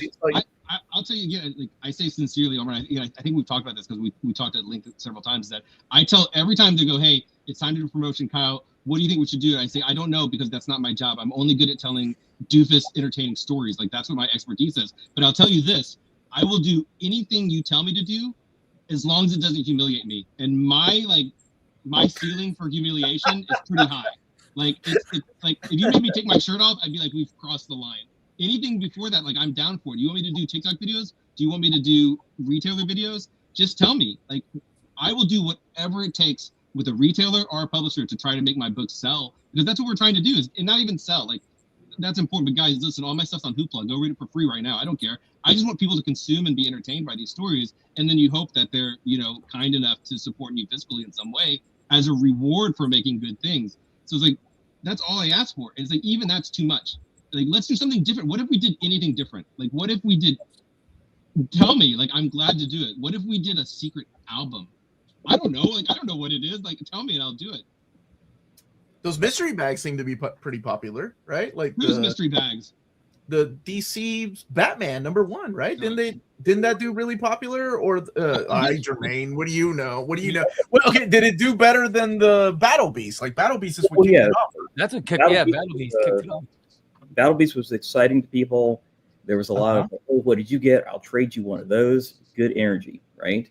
The Mark Spears Monsters, because there was like 90 different variations. There was a lot of what did you get? Yeah. 90? Yeah, the one coming out this week. 75 different cover options could be in your bag, but you open it in the store with other people around. What did you get? Hey, I'll trade you this one. That's the one I wanted. Wow. Well, the community aspect of comics can be a very isolating thing sometimes, but there's a community like, oh, what did you get? Show me what you got. But I think that the Marvel and DC of it, I'm not sure if that's going to be diminishing returns. There's a Thundercats holiday special blind bag. I don't know if that's quite necessary. I don't know how it's going to go over. But Battle Beast, Mark Spears Monsters had a good shared community energy around them. But I don't know if the larger companies could tap into that. I don't know. Get kids on TikTok opening up their blind bags. It's hard to beat that. Deanna, did you get into blind bags? Did you get into the blind bag game? No, I'm not gonna do that. You're not gonna do that. No, Ray? it's the same story, just with another cover, and I'm also not really into alternative covers, but that's just me. Deanna's here for the stories, y'all. That's what we're talking about. Ray, did you get into the blind bags, Ray? No, I buy collected edition. I don't, But I You get would, all the- I would You love. get all the covers in your collected edition. I would, yeah, I'll eventually get all. But I would love to get a blind bag and get an issue 2. If it was a number 1, I get an issue 2. That would be awesome. That Sky- would, What I- about That would be Invincible Battle Beast. yeah. what about would've been blind cool to get- bags of Omnis with different Oh covers? yeah. I'd throw that $150 down. No problem. We could be No trading problem. the store, Jermaine. $150 books, blind bag. I don't know what cover I'm gonna get. It is weird to see all the 90s gimmicks coming back. They're all back, right? Except for like the die cut. Anybody on die cut yet? There have That- been die cuts already for several books. Of course there has. Yeah, Okay. what am I Amazon did some of those. Yeah. Okay. Wow, everything old is new. So before we wrap up today, I did want to ask each and every one of you, and we can go round again. What's one thing the comics are doing right, and what's one thing you wish they would fix? So we'll start with Alfredo. Alfredo, what's one thing that comics are getting right these days, and what they can fix, or in your opinion, of course? Well, in my opinion, it all depends. I'm stuck with all kind of comics, and the most I like it's the independent publishers like Image Comics. Well, I don't know. I'm not really sure if I call it independence right now, but yeah, I like so much. I think the creators right now are doing excellent things, and like these ones and the collectibles. Scape, for example. But you know, there's an experience that I have. As a Conan fan, I've been following all the Marvel Comics issues of Conan when he gets the rights of Conan. They start publishing. But once they lost, Marvel lost the rights and now gets the Titan Comics. Jim Sub, who also work at Marvel, start like, you know, getting bigger, getting deeper, getting greater with the Conan stories. Even if he writes before in Marvel Comics, I don't know. I don't want to blame Marvel, but I think the approach and the focus on the kind of audience they or the readers they target for each comic book, it's very important. So probably because I'm getting old and I prefer this kind of stories and this kind of art, I think the artists and the writers are doing a great job right now with things that is just supposed to be classic, but in the right hands. So now I think Conan is in the right hands because it changed from Marvel to Titan, and it's also because the creators also. And I really think, and I support. I've been having in my channel 4 interviews with Jim Sub, and you know I like this guy because and it's not it's not because I get any some kind of communication with Titan Comics. I think it's a great stroke of luck to find the creators or artists with, I feel, strong synergy. So making the interviews comfortable and entertaining in my channel, that's what I like. And also when I have a comic book that it's so great written and you know and the artist so good, like in the case of Alex Hurley. I mean, I really enjoy it. If I really enjoy this, the viewers can enjoy it too. So I think right now publishers what they're getting right, getting wrong, it's hard to tell. You know, it's hard to tell. I'm not really sure. I just follow my heart. So in my case, Conan the Barbarian is the best thing that the comic industry is doing right now, and other things like Escape, like Skin Breakers, something similar. I'm not saying I don't read Spider-Man or other ones like The Planet of the Apes, because I like so much. I like World's Finest. What they're doing correct, in my opinion, they're very sincere. In the case of World Finest, Mark Waid, it's like trying to approach to the old things, you know, like the Silver Age. And that's, for me, it works perfectly. I don't know if there's an opinion of somebody younger, but in my opinion, that's what it works right now in comics, because when publishers like DC on Marvel lost the focus, I don't know. I'm not interested in some kind of other book that it's not according to my age. But it could be me. It could be me getting old. I don't know. Okay, thank you. Shannon, what about you? What are comic companies doing right, and what is it they could do better? For me, what comics in general are doing right is, and I know that this is something that a lot of people don't agree with, but I call this the narrative age of comics. I think that we are actually getting some incredibly great stories coming out of comics right now. And I think that it is like there are so many phenomenal things. And I love reading all of the books in my giant stack every week. And there's always something that is just so exciting. I love talking about them. I love sitting at the counter. We have bar stools at our counter, and people come in and they sit there for hours and they talk about everything they read, and they want to talk about where they think the story's going. We just spent like an hour and a half the other day trying to all figure out where we thought a certain book was going to go. And I won't talk about it too much on here because we were all in the middle of spoilers, but there was nobody else in the store but like two of us at the end of the night. Like after we closed, it was me and two customers, and we're still sitting there like, I really think though, like they're coding this book for it to like look like it's going to go that way, but it's definitely going to go this way. And I love that. And I think that they're doing a really great job of finding stories that aren't just rehashing the same things, and that we're actually seeing like these like good narrative stories coming out. And I love it so much. And then the thing that I will always and forever say that the comic industry can do better is I want more romance comics. We get them. We see so much great, like we saw the sales of romantasy so high in the traditional book industry, and we didn't try it. We saw it in manga, and it sold so high in manga, and it sold so high in traditional publishing, and yet we didn't try it in single issue comics.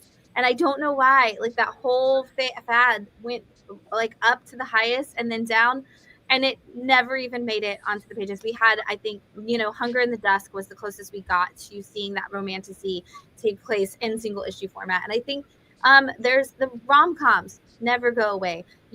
All of that like kind of thing is such a good deal. And we brought EC back, and I say this to Oni Press every time I talk to them. You brought EC back, but we didn't bring back the romance anthologies.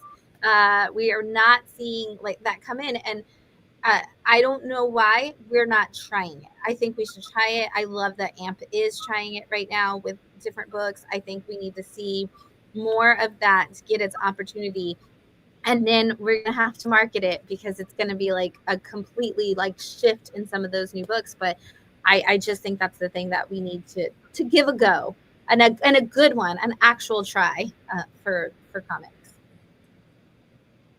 Love comics. Did you read She-Hulk by Rainbow Rowell? Oh, I did. Absolutely. I'll read anything Rainbow Rowell puts her name on. Like, okay. Yeah, I came to owning a comic store from way of working at one of the largest independent bookstores in America. And I ran the school events, to your marketing conversation, and not to take us derailing back to that, but to I ran the school events. I was school events coordinator for that store. And so I actually got a list from every publisher for everybody who was going to have a book on sale that season, that I could then send out saying, okay, we want all of them to come to us. And then I could send that out to all the schools in the area of all the creators that were going to be coming, all the authors that were going to be coming to the city, that we could do events at the schools in addition to the bookstore. And that's what I did every year. And so I would love it if there was massive lists from publishers of like, hey, we have upcoming books. That said, traditional publishing also not good at marketing their books. Their catalogs are massive. They'd pick 100 books to market. They pick 50 to actually like go to the stores and talk to them about. They give them to you. They don't tell you about. They tell you about 7 of them while they're there. It's a thing in the book industry in general, all across all sides of it. We just need to come up with there's so many. How do we market them, and how do we market them better? Anyway, yeah, I think that Rainbow Rowell was such a big thing in the traditional book world that her jumping into comics has been great. And I would love to see them give her a chance to do an independent romance story, because she's so good at contemporary romance. And they can put it in a little compact size book for $9.99. People would love it. Ray, what about you, my friend? What are comic companies doing right? What could they use some work on? I think we need more creators with Kyle Starks like personalities. That would really, I mean, it's really difficult. That's really, I've tried to find them. I think people with humorous personalities make a big difference, and it makes you want to really get into that creator and find more about him. And I wish, and you mentioned Scott Snyder earlier, I think that people like those creators that get out there and preach their works. I think it's great. I think the comic book company, I mean, the big two are the big two. But I think DC's doing a great job lately. I think Ghost Machine with Image has been fantastic. I love Redcoat. I love Geiger, all that stuff. But I do like, Shannon has talked about assorted crisis events several times, and I've got that paperback. I got to read it. I just think that's great. I got a question. Deanna, you're from Italy, but you live in Switzerland and you speak English. How many languages do you speak? Well, not fluent, not all of them fluent. I'm also very shy. So English, German, Swiss German, Wow. Italian, and then the little bit French we learned in school. Wow. Yeah. Unbelievable. Unbelievable. Anyway, I just, and Omar, you're the only guy in the world that could make me miss football on a Sunday. I really appreciate it. You're muted. I couldn't hear your mics off, but I'm so sorry. I apologize to any of the football worshipers out there. No, I'm just saying, this is fun, but no, I think I love the fact that in comics right now that we have creators that are working for the big two, but also putting out those independent books, and it's making us widen. It's when I was young, it was always Marvel or DC, and now my mind is open, and I'm willing to try stuff from publishers I've never heard of before. And I think it's guys like James Tynion has made a big difference. You mentioned Jeremy Adams. Flash Gordon. I mean, I would have never ever ordered Flash Gordon. I've ordered several Flash Gordon books here lately because Jeremy Adams is writing it. And I just think that the creators, mixing them up has made a big difference. I really think that's a good move that we have going on right now, because then it's made me expand into creators who only work in independent books that I would never have given a chance to before. And it's just, anything to open up our minds has been great. And I think that the comic book industry has been doing that lately. And also, I wish I could go to comic book stores with Shannon and Jermaine working in them, because just the things I've learned today and this broadcast are amazing. It'd be great if more comic book shop owners or workers in comic book shops would have those conversations with their customers. I think it would really expand. I think it would expand everyone's mind and make it more exciting for people that want to get into reading. I think it's great. But I've had a blast. I thank all of you so much. That's what I say. Oh, thank you, Ray. That is so sweet, man. And I think Deanna's right. Like, when I went to Europe, I found out that everybody speaks like 4 or 5 different languages here. And I'm like, I hardly speak English. I mean, come on. We speak English, and I speak Spanish. And I was like, yeah. So it was really weird to step to a German bar where they only spoke in German. And I was like, I was so used to everybody speaking English. This is going to be yeah. And they don't switch for you. No, they do not. And I'm okay with that. I can point and ask for beer. Yeah. I don't have a problem with that. As long as you learn how to say beer in several languages, languages, I'm okay. It was really interesting to see the cigarette machine, though. I haven't seen one of those in America in years. But Deanna What? said Really? that's how she got into comics, by buying her mom's cigarettes. A cigarette machine? What do you mean? Shut up, Sean. You ain't I'm that dead young. You serious. know What do you mean by that? You know the packs of cigarettes that they sell in the machine. You put your money in, you get pack out. I've never seen that in my life. You are not that young, son. I've Come never on, you seen gotta that put in your my life. ID in. We used to have one at my high school. You just put quarters into them. You put quarters into it. And you know the machines in the bathrooms where you can get like condoms? They're kind of like that, except for cigarettes come out.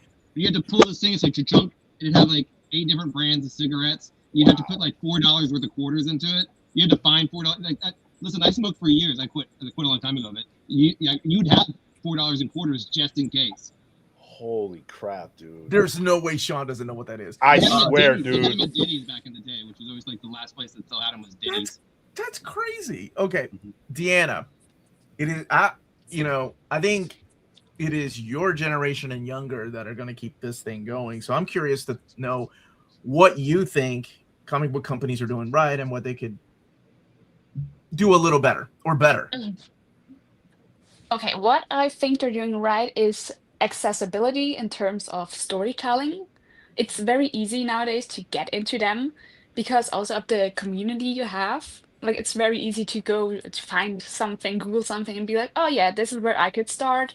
And there's so many people who are also starting, and it's so refreshing to see that. I get a lot of messages like, oh, thank you for your video, because then I got into this because of you, which is so nice. And also very cool to see. And these conversations that you have, like just the community they built is amazing. But on the other hand, is also for the internationals, you don't have the same accessibility to single issues, I would say, which is a bit bothersome because I have to read almost everything online to be up to date, but it's like a little thing. So at least I got them online. So you can okay. I assume the Marvel. What is it? I don't read anything digital. What is the Marvel one called? The Marvel Unlimited. Unlimited, and then the DC. What's the DC All In? Universe. Yeah, those are international, right? You have access to that. Well, I don't have them. They don't have them in Switzerland, so I do them. No. That's more money they could get. How did they? I know. It's got to be some kind of weird license. Kyle, you need to work on that. Okay, we'll get that fixed for you, Deanna. Thank you. I have to get them from Amazon, so that's a problem. Just real quick, Deanna, do you have like Viz? Can you get Viz there? Sorry, what? Oh yeah, Kyle, your mic is out, Kyle. Like he's asking if you have the Viz, like manga, the app. I don't know. Are you into manga? I used to be, but I don't read them online. Oh, okay. Yeah, Viz has an app over it. Like it's called I think it's just called the Viz app where you can. I'm gonna look it up later. Yeah, I don't know if that's available over there or not. Yeah, most apps aren't. I'm surprised they don't do that. Like digital is what I get that print is one thing, but this is digital that they're leaving money on the table. Like, especially for the younger generation that seems to be reading on their phone. I think they have them in Germany and Italy, but not in Switzerland. I think Switzerland is so small. It's not even like a real, place at this point. And my buddy Anshuman. Okay. What are comics doing right these days, and what do you think they could use help with? Oh, well, I hear there's this new publishing house out of India that's that's doing pretty well. So they've got this first story out. This guy Anshuman over here, first time writer. I think this is looking all right as far as things are concerned. But yes, so Indian Summer Press is the publishing company, and I can only obviously speak about situation here. I'm not that close to the US market and scenario. So one thing that I've really appreciated is all ages comics. And I don't mean kids comics. I mean like truly all ages comics becoming so popular, becoming so diverse in their subject matter, in their genres, in their voices. There's so much. Comics as a medium is so powerful that I've always felt it a little as much as I love superhero comics, I felt it a little unfortunate that it gets like the word comics or the phrase comics means superheroes as shorthand so much. So these days, and I don't mean just Scholastic. I like the way that comics publishing has addressed autobiography and history and journalism and things like that. I love that kind of stuff, and I'm very happy to see more and more of that show up in bookstores and online. And as far as again, I'm not close to the US thing, but one thing that unfortunately I've seen in a place like India is I'm seeing more and more AI generated comics in images, and I wouldn't be surprised with writing. And I think that's awful because it's not being done with any idea of entertainment or any kind of it's done to make a quick buck, and they can cheaply put stuff out there and have a volume and a price that cannot be competed with. And my concern is in nascent markets where you might have a little bit of a move towards analog, away from the digital. Parents might be okay with kids, like read books or read something physical instead of being on screens all the time. You switch, or you have a sort of gap in the market that is then filled with cheap slop, and then it creates a certain expectation, on a negative level, as well as an expectation of, well, there shouldn't be more than $2 or something like that, neither of which are very good for the creative stuff. So that's something that I'm quite afraid of, actually. Those are really good points, man. Jermaine, it is very, very important to you and everyone here, but this is your business. You own a comic book store and have for years, and I think it's very important that retailers listen to you and people like Shannon, and of course the people buying the stuff. But what do you think they're getting right, and what do you think they need help with, or they could do a lot better? So 4 things. Only got to remember 3. First, thank you for involving me in this whole thing. It's been great meeting everybody. This has been a lot of fun for me, and it's also been very illuminating in some ways. I'm going to follow up on. This has been fascinating. What are publishers doing right now? Reprinting single issue comic books is so important. I think the thing that separated new thinking versus old thinking, the thing that made Absolute Spider-Man or Ultimate Spider-Man and Absolute Batman not the same product, is that Ultimate Spider-Man, they reprinted, I think, the first issue several times, maybe the second one, not sure about the third one, but then when the graphic novel came out, no more reprints. The end. With Absolute Batman, DC Comics continued to reprint issues. Okay, on Monday, I have to turn in purchase orders for Absolute Batman #1, 10th printing. Okay, that's crazy. I'm having to entertain an uncomfortable number for me. As a retailer, I get nervous sometimes. When a number gets to a certain point, I get nervous. But the demand is there. I miss sales on a daily basis. Not having this book, I miss sales on a daily basis. The fact that a series is 15 months in, and I still need #8. I still need #1. And DC Comics is willing to continue to reprint. That is new thinking. Okay. IDW, Star Trek Last Starship, they're reprinting issue 1. When that #1 is gone, that limits what I'm able to invest in. That puts a ceiling on my single issue sales. I cannot, if I can't produce that first issue for an interested person, then they are either having to pay a premium, probably somewhere else, or wait for the graphic novel. But if we're going to continue to reprint, that's huge. IDW is doing, I think, 3rd printing Event Horizon #1, 2nd printing Event Horizon #2. I think final printing, quote unquote, final printings are coming up on this. If the demand is there, please continue to reprint single issues. I don't know what the ceiling is on Absolute Batman single issues. I don't know what it is. 15 months in. Ultimate Spider-Man, I kind of know where we're at. Right now. So being open to new thinking and reprinting single issues, perhaps months later, if demand is still there, please do that. Now, something that the comics industry is not getting right, I guess. What I feel to be evergreen graphic novels. Right now, Dark Phoenix Saga is quote unquote unavailable. That shouldn't be so. That shouldn't be so.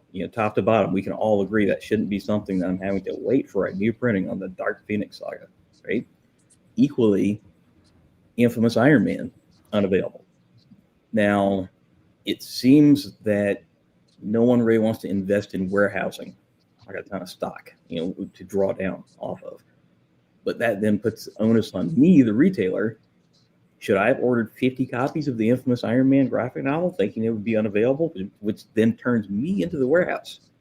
I've become the warehouse where I've front loaded this order. I've invested in copies. I'm also taking up square footage of my storefront to store these things. I can sell them, but I also need to know that I can reorder them with confidence, which that isn't really the way anymore. Things go away all the time. And I can't always think that way. Do I have to front load this thing that I do know how to sell? But do I need to front load it with 25 copies of a graphic novel, making me the warehouse? I don't know if it is what it is. It's a reality. Sometimes I have to do that. But that's not great. That's not great. And I think the last thing I wanted to say is that sometimes creators do, ask me, what's the best thing I can do? And creators are doing so much hustle. Matthew Rosenberg, Dennis Owing, Kyle Stark's right here. They're doing so much hustle, and they sometimes say, what's the best thing I can do? There's no substitute for hearing directly from the creator themselves. It happened right here where someone said, I think I want to try some Kyle Stark stuff. That happened right here. There's no substitute for hearing directly from the creator, seeing them, hearing from them, that they're not just a name on a book, they're an actual person. Should they have to do that? No, but if they have bandwidth for it, if they want to do it, or if they're great at it, if they are great at it, that helps so much. And am I good at it? You're real good at it. You're real good at it. Watching it happen. And also, if there's a retailer that you trust, send them stuff. Send them the number one. Send them 1 through 6 if you got it, because sometimes that changes my 20 copy order to a 75 copy order, and that's a big deal. That's a big deal. If it's a retailer you trust, maybe be discreet about it, because sometimes the publishers they'll zap you for doing that type of thing. Who will zap who? Me? Some publishers, it's a big no-no to do that. Come at me. I dare you. But if there's a retailer that you trust, and you can say, here's what I have coming up, figure out how to market it, figure out who you can sell this to. There's certain. I got some advanced PDF stuff, and I said, I know 10 people that would buy this. I can't order 15 copies. I got to change that number immediately. Dude, so, I do that already. Challengers in Chicago, especially, is very good about being responsive to that type of stuff. And I know for a fact that Where Monsters Live Volume 1 sold out because Challengers backed it as hard as they did. Like, I know because they spoke to other retailers. Because I don't have that access. Like, I have access to the retailers who have reached out to me, basically, Like, as you say that, I'm like, I don't think I have your email, We're gonna fix that. And last word, my favorite Kyle Stark. I think Shannon gave me a card, but I think I lost it. Yeah, there you go.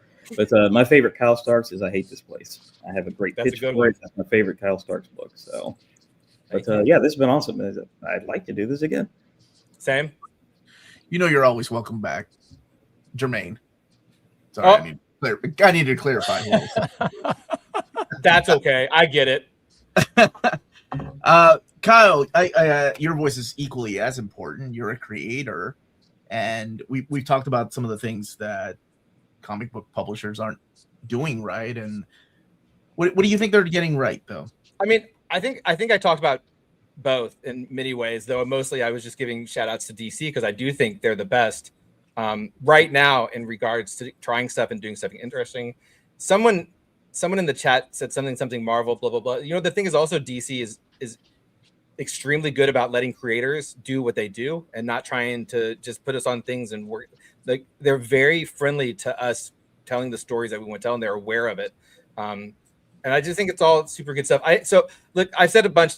I think publishing I think it's in a bad spot. I think comics, they just need to do things differently. And someone else like differently. It's like, yeah, but it's not even differently. It's just like adding. It's just adding on to, like, no publisher wants to do anything different. Like most people in this industry don't want to change how they're doing business, and I don't think we need to change, but I do think that they're now listen, Tyler Olson, how dare you? He just said I hate this place is bad. How? First of all, it must be challenging to be. It must be challenging. Oh, Rad. Okay, I was about to go. Easy. I was about to get a promo on him. I wasn't going to have. By all means, have at it. We can call it a lot of things, but bad isn't one of them. Rad He's is actually absolutely one of the co-hosts from my channel, and I would really appreciate it if you cut a promo on him. Oh, go ahead. I almost did, but no, it's because my eyes are bad. I'm very old. I have old man eyes.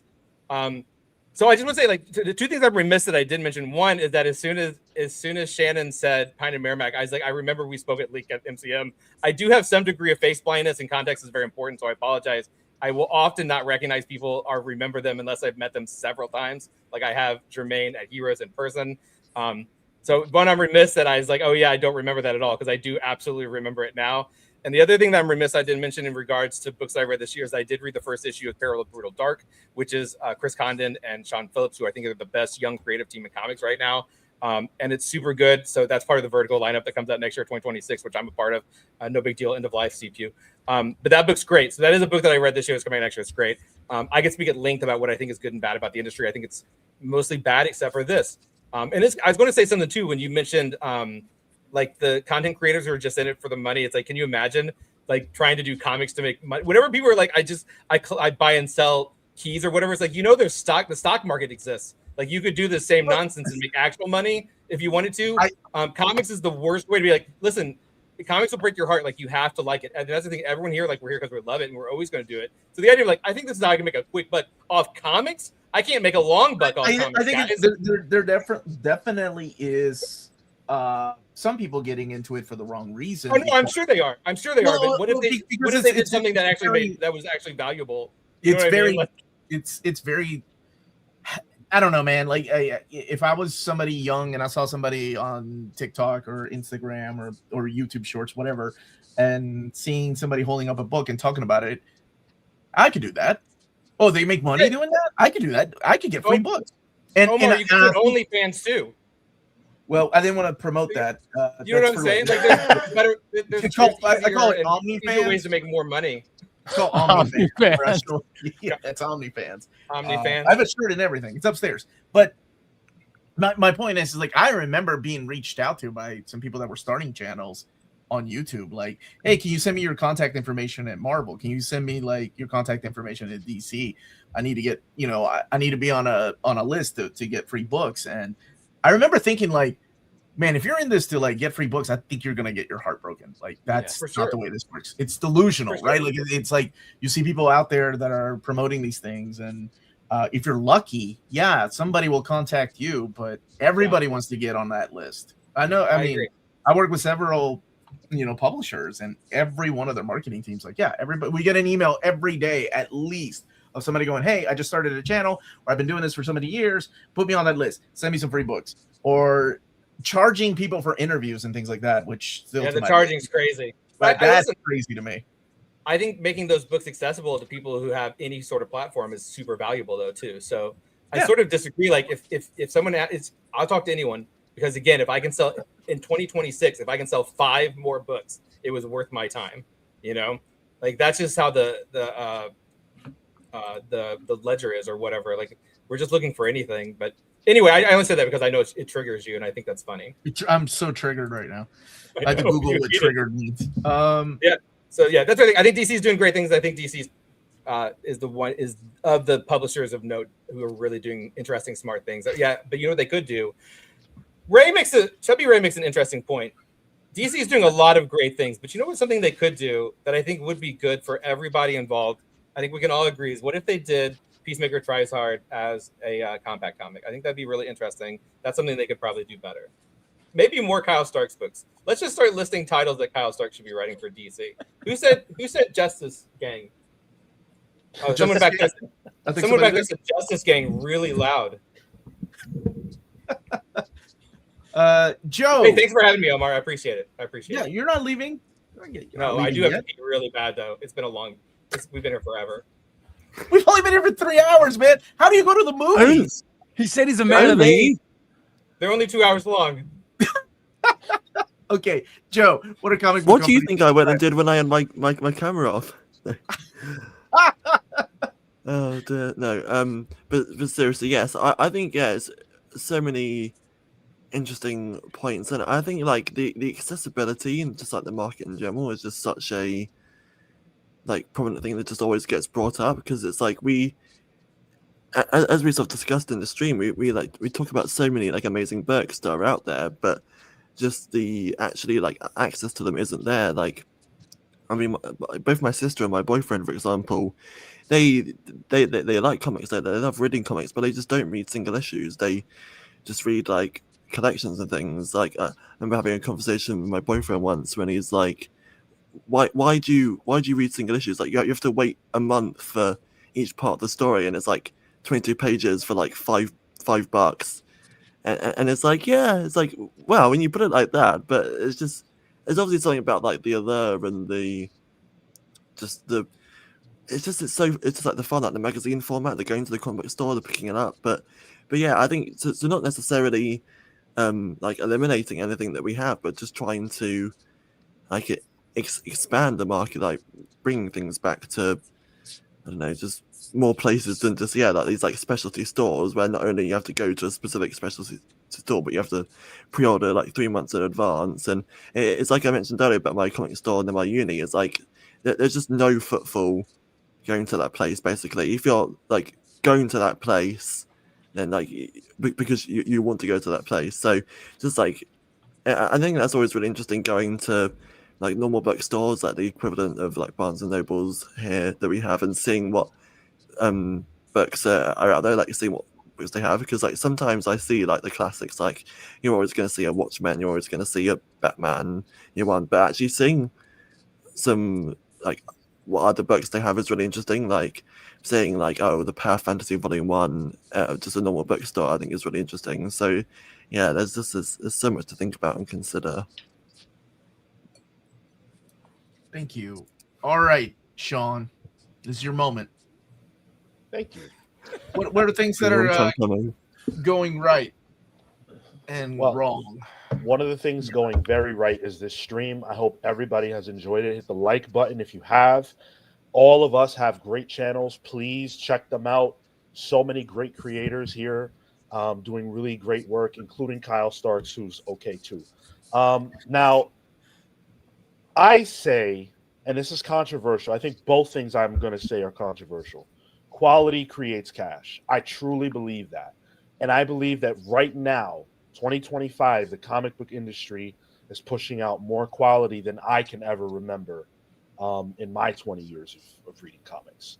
So I think that's the thing that's going the most right. And I think you can see that from a sales standpoint.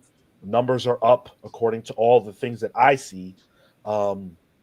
We have retailers here who seem to be pretty happy with the numbers that they're seeing in their shops. Anecdotal as that may be, that is a shared experience among retailers from the reporting that gets done by like David Harper, for example, at Sketched, who does a wonderful job. So that's great. And also anecdotally, I haven't had more fun reading comics other than when I first started. So when I first started and now are my favorite times reading comics. And I feel really privileged to say that. But the price is too damn high. Mm. It's too high. And what is the ceiling of that? Because, yeah, sure, I'll pay $7.99 for the Marvel DC crossover comic, but I'm not going to do that whenever we start to get to the place where the average price is getting over. I mean, it's already at $5. When it starts to get into that $6-7 territory, I see people dropping the hobby. And we're talking about young people getting into the mix who are critical to keep this thing going. I don't see how they're going to look at these floppy price points over time and be able to justify it the way that we do. That's a much larger conversation, and I imagine that not everybody agrees with that.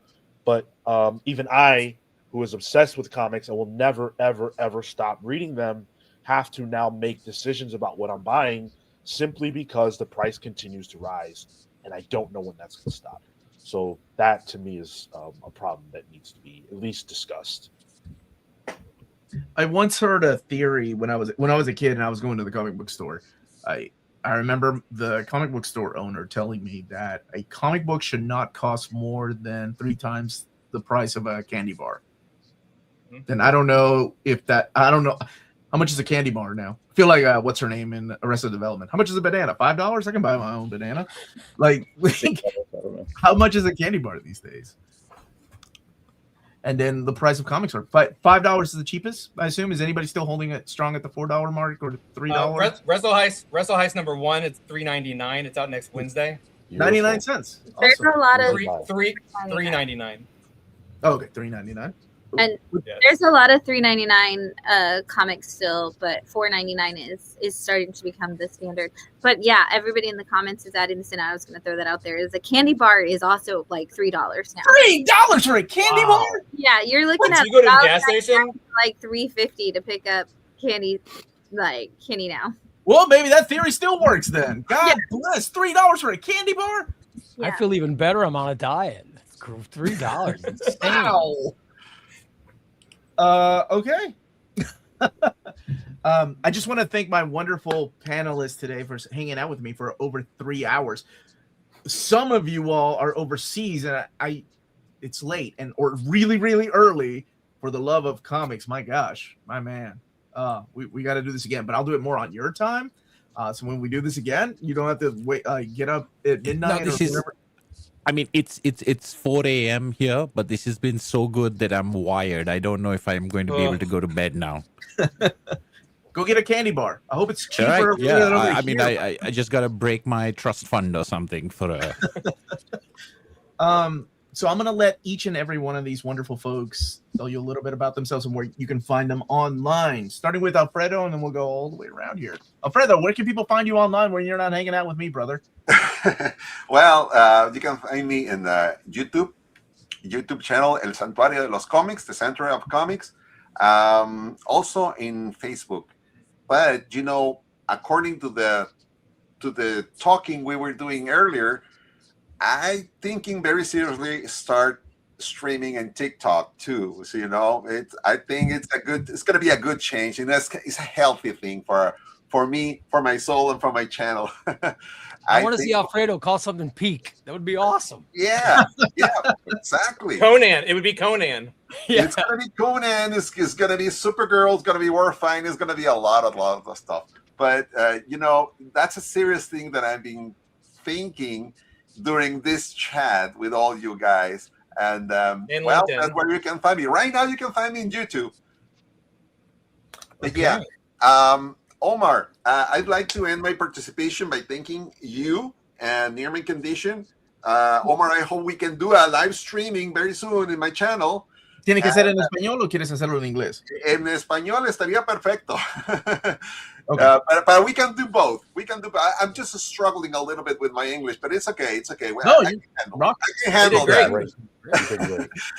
And it was great meeting all of you.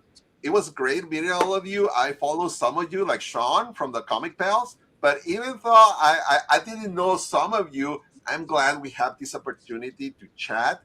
And another thing I would like to say, I'm interested in interviewing Carl Stark on my channel sometime next year if he has time to talk about Rick and Morty. But Rick and Morty. Well, a lot of stuff. Not only Rick and Morty, but I'll talk about whatever you want. Thank you so much, Omar, for having me here, and thank you for sharing this opportunity to talk with Shannon, Ray, Diana, Jermaine, Anshuman, obviously Kyle Starks, Joe. I can see Joe right now, and Sean from Comic Pals. Thank you so much, Omar. You are so welcome, man. I'm glad you made it. Shannon, you have been requested back so many times. Oh yeah. Well, I'm patient. Okay. I'm very patient. Don't worry about that, Omar. I'll send you a message on Facebook about my schedule for January. Shannon, Bat City Comics. A lot of my viewers have been asking you to come back, and it's always like, oh, let me see if she's busy. I'm gonna take up all her schedule because I know she has a weekly show and she's busy reading comics. But it's always a joy to have you here and just sharing the information about what's really going there. That's why I was really happy to see Jermaine here. There's just so much misinformation when it comes to comic books and how they're not succeeding, what's not working, and how they're failing and they're going to go out of business. But it's just really nice to hear the facts. So thank you for being here. Where can people find you? Absolutely. You can find me in Bradenton, Florida at my shop. If you're in the area, you can find me on YouTube at Bat City Comic Books, as well as on Instagram. You can find us on Facebook, same thing, Bat City Comic Books. You can find me on Facebook tonight because it is Sunday at 9 p.m. Eastern, live, talking about all of these books that I still have to read. And so you can use every Sunday night live on Facebook. It'll go up on YouTube after that. You can also find me personally on social media at Small Press Shan. 3 S's in the middle, so it's hard to remember that when you type it all out.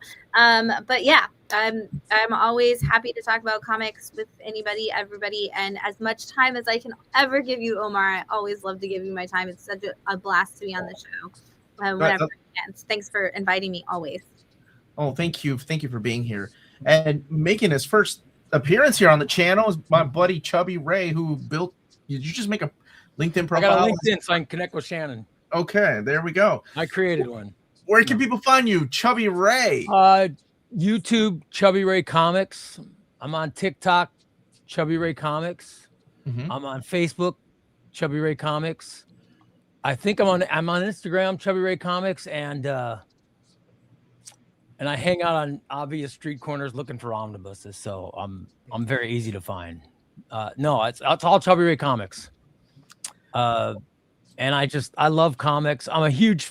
You can always find me in the chat rooms during Omar shows. I just love every near mint condition content. I'm always in the chat room during Sean shows. Yeah, so. Always say hi, Chubby Ray Comics. Omar, this has been great. I really appreciate it. And Kyle, eventually I'm going to do interviews. I don't know when, but I want to interview you. You're fantastic, man. You're really, really entertaining. No, don't stop saying nice things. And I do think that DC Comics should put Peacemaker Tries Hard on Compact. Guys, it's Chubby Ray Comics on all your social medias. It seems like it's probably a really great follow. I get that impression. You're such a hype man. A goat. Thanks, man. I appreciate it. Thank you for being here. And Deanna, also making your first appearance here, and hopefully the start of more appearances on, of course, your time, because you are all the way in Switzerland, which is crazy. Thank you for being here. Where can people find you?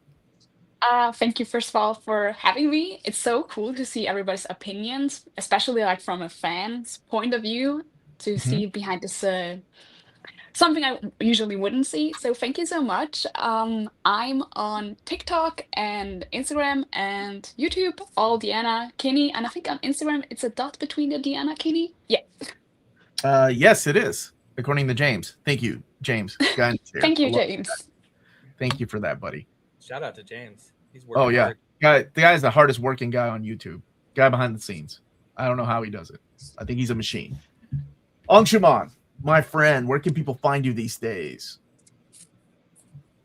If you're in New Delhi, India, I'm in South New Delhi. But otherwise, you can find me on YouTube for the love of comics. There is a small little Instagram thing which I've now learned that I should be on because that's the place to communicate with comics creators, apparently. So I'm trying to learn that second platform. But I'll just echo everyone's thanks, Omar, for having me on. It's always a pleasure. And hopefully people can find me back here very quickly. Hint, hint. Yes, absolutely. Oh my gosh. The 3 hours isn't long enough for like everybody. Like it's no, but this was a great pleasure and a pleasure and an honor to hang out with so many celebrities. I mean, I feel rather overwhelmed. You hear that, Kyle? Celebrity. Oh, is that me? Oh, I'm so sorry. I'm sorry I overwhelmed for you. Sure, yes. Oh, I'm going to regret that forever. I'm sorry that my presence was overwhelming. Jermaine, everybody knows you in the publishing industry, but for people online on YouTube, where can people find you? Have a podcast, which we do have a podcast, the Acme Okay. Cast, which we'll be getting back into in some new, different ways in 2026. Our website is acmecomics.com. You can find Acme Comics on Instagram. We do reels on a regular basis. I am on Blue Sky, Lord Retail, every Tuesday. I do non-spoiler reviews, no spoilers, but maybe you check out a thing you weren't planning to check out. I'm also on Instagram as Lord Jermaine Retail, where I promote local restaurants. Probably give away too much personal information, but yeah, I'm out there. I'm around. So I look forward to following everyone here and doing this again sometime soon. Oh, please do, brother. Kyle Starks, talk to me, baby. Where can people find you? Hey, listen, it's me, Kyle Starks, your favorite 3-time Eisner anime comic creator. I'm on all the social medias. I'm the Kyle Starks. That if you're on a social media, you might be able to find me. I'm the Kyle Starks. I do have a Patreon. It's patreon.com/Kyle Starks. We're $5. I do a sticker club a month. Every month you get 2 sticker clubs, but also I talk about things about business and whatnot that I can speak privately in the Patreon world. But yeah, you can find me. Or at your local comic shop. Just ask the fine retailer what Kyle Starks comics they have. Perhaps it's Wrestle Heist #1 that comes out next Wednesday. Or maybe it's Devil on My Shoulder from Dark Horse, which is coming out for the next 3 months. Issue 1's on their shelves probably. Or End of Life. Yeah, Wrestle Heist. That's very good, Chubby Ray. Chubby Ray is going to come and live with me, maybe. We're maybe going to keep him here for a little bit in the unfinished basement. It's The very unfinished glamorous. basement part. Yeah, the Vertigo relaunch is next February. We're very excited about it. Dennis Camp, who got mentioned way more than me as a great artist, is part of that rollout. So if you liked, what's the name of that book that everyone likes? What is it, Shannon? Assorted Crisis. Assorted Yeah. And apparently some people think Absolute Martian Manhunter is the best one. Dennis Camp has a zombie book coming out, so you'll all be very excited about that. But also I have a book called End of Life with Steve Pugh, who's great, who also does the art on Peacemaker Trisard, which you may or may not heard. Should probably be a compact edition. DC, come on. Anyway, yeah, Kyle Starks. I'm the Kyle Starks everywhere, and like everyone else, it was great fun to be here. It's very illuminating. It's good to hear from all the different sort of angles as a creator, to see all the parts of people who are talking about and trying to sell my stuff, amongst all the other creators. It's very interesting, and we love getting access to that information. Joe, how much are we going to charge Kyle Starks for this information today? Price of 3 candy bars. He lives in a basement. It's unfinished. If I turn this filter off, you just see like concrete and metal beams. It's not even his. You're like, wow, making comics is really a nice way to make money. Yeah, there's no heat down here. I'm freezing. I had to go up 2 flights of stairs to go to the potty. That's why I couldn't take a break. I'd be gone for too long. Joe, where can people find you, buddy? So yes, you can find the podcast on Spotify and Apple Podcasts, hopefully lots of other places. Where like last week I went through my top 5 picks from the February solicitations for different publishers. And then, as I mentioned a few times, I talked about a mega episode a couple of weeks ago. And hopefully in the next month, as we reach the end of the year, I'll have my rest of year coverage. But yeah, I'll definitely have to get Carl on the show to talk about his books. Especially Wrestle Heist. I haven't heard of that one. Hey, listen, here's what it comes out next Wednesday, issue #1. Guess what it's about, Omar? Guess what Wrestle Heist is about? I assume wrestling, maybe. It's about wrestlers doing a heist. Oh, brilliant! Well, you gave away the plot. Now I don't want to read it. From the same genre as it's got a guy dressed with like a bat. Hunters. Like you still read it. I'll still read all right. I'll still read it. Sean, what about you, my friend? Where can people find you? You're here all the time. So much so that I thought this was your second home. When you did not show up, I was offended. And wow. Yeah. I had to ask for my invitation, just so we all know. I did. Last month I got invited. I'm so sorry. I'm so sorry, man. I genuinely love being on here each and every single time I'm invited. This has been an incredible panel. Like, I've been wanting to talk to Shannon forever, and the fact that we're here and I got to listen to her talk, listen to Jermaine talk about what's happening on the ground floor in comic shops. Just huge salute to both of you for doing the work to get comics into people's hands, and there aren't enough good people doing that good work. So thank you both so much for that. As for me, you guys can find me at my main home, the Comics Pals, at the Comics Pals, all over the place, especially YouTube. We will be talking about our end of year best comics on what we like to call the Pallies, which happens at the end of this month. So on the 27th, Saturday at 10:15 a.m. Eastern, come listen to us talk about what we think are the best comics of 2025. That's going to be great. And in addition, every single Thursday at 8 p.m. Eastern, we talk about that week's comic book releases on a show called Pals Pulls. So if you want to listen to your pals talk about what they pulled that week, come hang out with us. And I am the Uncanny Omar. I am here every day, all day, every day. I may take a little break in January, but I got to get through this month first. But no, we do have videos every day. And yes, please follow these wonderful people. They all have different opinions and different voices. And it's just amazing to have them all in one place. And I get to talk to them. So thank you all so much. And yes, Sean, did a Peacemaker try so hard to make the list? Did it? Maybe. And no spoilers. Okay. Are you guys kidding me? That was last year. It would be on last year's list. Maybe he didn't read it until this year. You think about that, Kyle? Well, Now you're limiting your audience. I read it when it came out. Okay. I think he has more integrity than doing an award a year late just to appease someone on a panel. So they don't hold any grudges. Kyle, it is worth pointing out that the individual who you almost cut a promo on shouted your book, Wrestle Heights, out on one of our shows, letting people know that it was coming out this Wednesday. I thought it said bad and not rad. I'm very old eyes. And yeah, the DC Compacts are not for Kyle Starks. I'm not sure why he's pushing Peacemaker. I misread it, but now that the thing is, I misread rad is bad, but now that I keep learning how amazing this person is and how wonderful their spirit and their excellent taste is, I'm all turned around because now I know what a terrible mistake I made. Like when I didn't immediately remember Shannon from when we met at MCM as the only other English speaker opposite my table. Like I'm not perfect. They're great. Rad, amazing. Wrestle Heist, shout outs, amazing.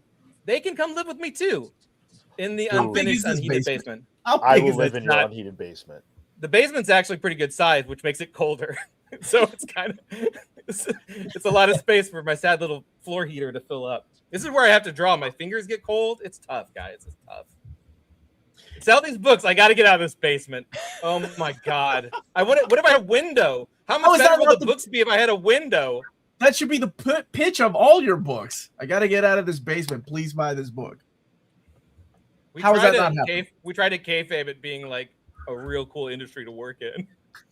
Everyone sees Scott Snyder wearing nice shirts, and James Tynion has a house on the lake or something that's pretty.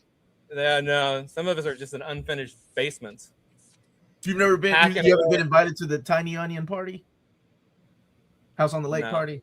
You haven't been invited. No, oh man, that's part of the Vertigo relaunch, though. I don't know if you knew that. That comes out next February, along with End of Life by me and Steve Pugh, which is very good. I highly recommend it. Love that you brought it back around. Well, but that is it, everybody. Thank you all so much for watching. Hit that like button on the way out, and we are out of here. Have a wonderful day, everybody. And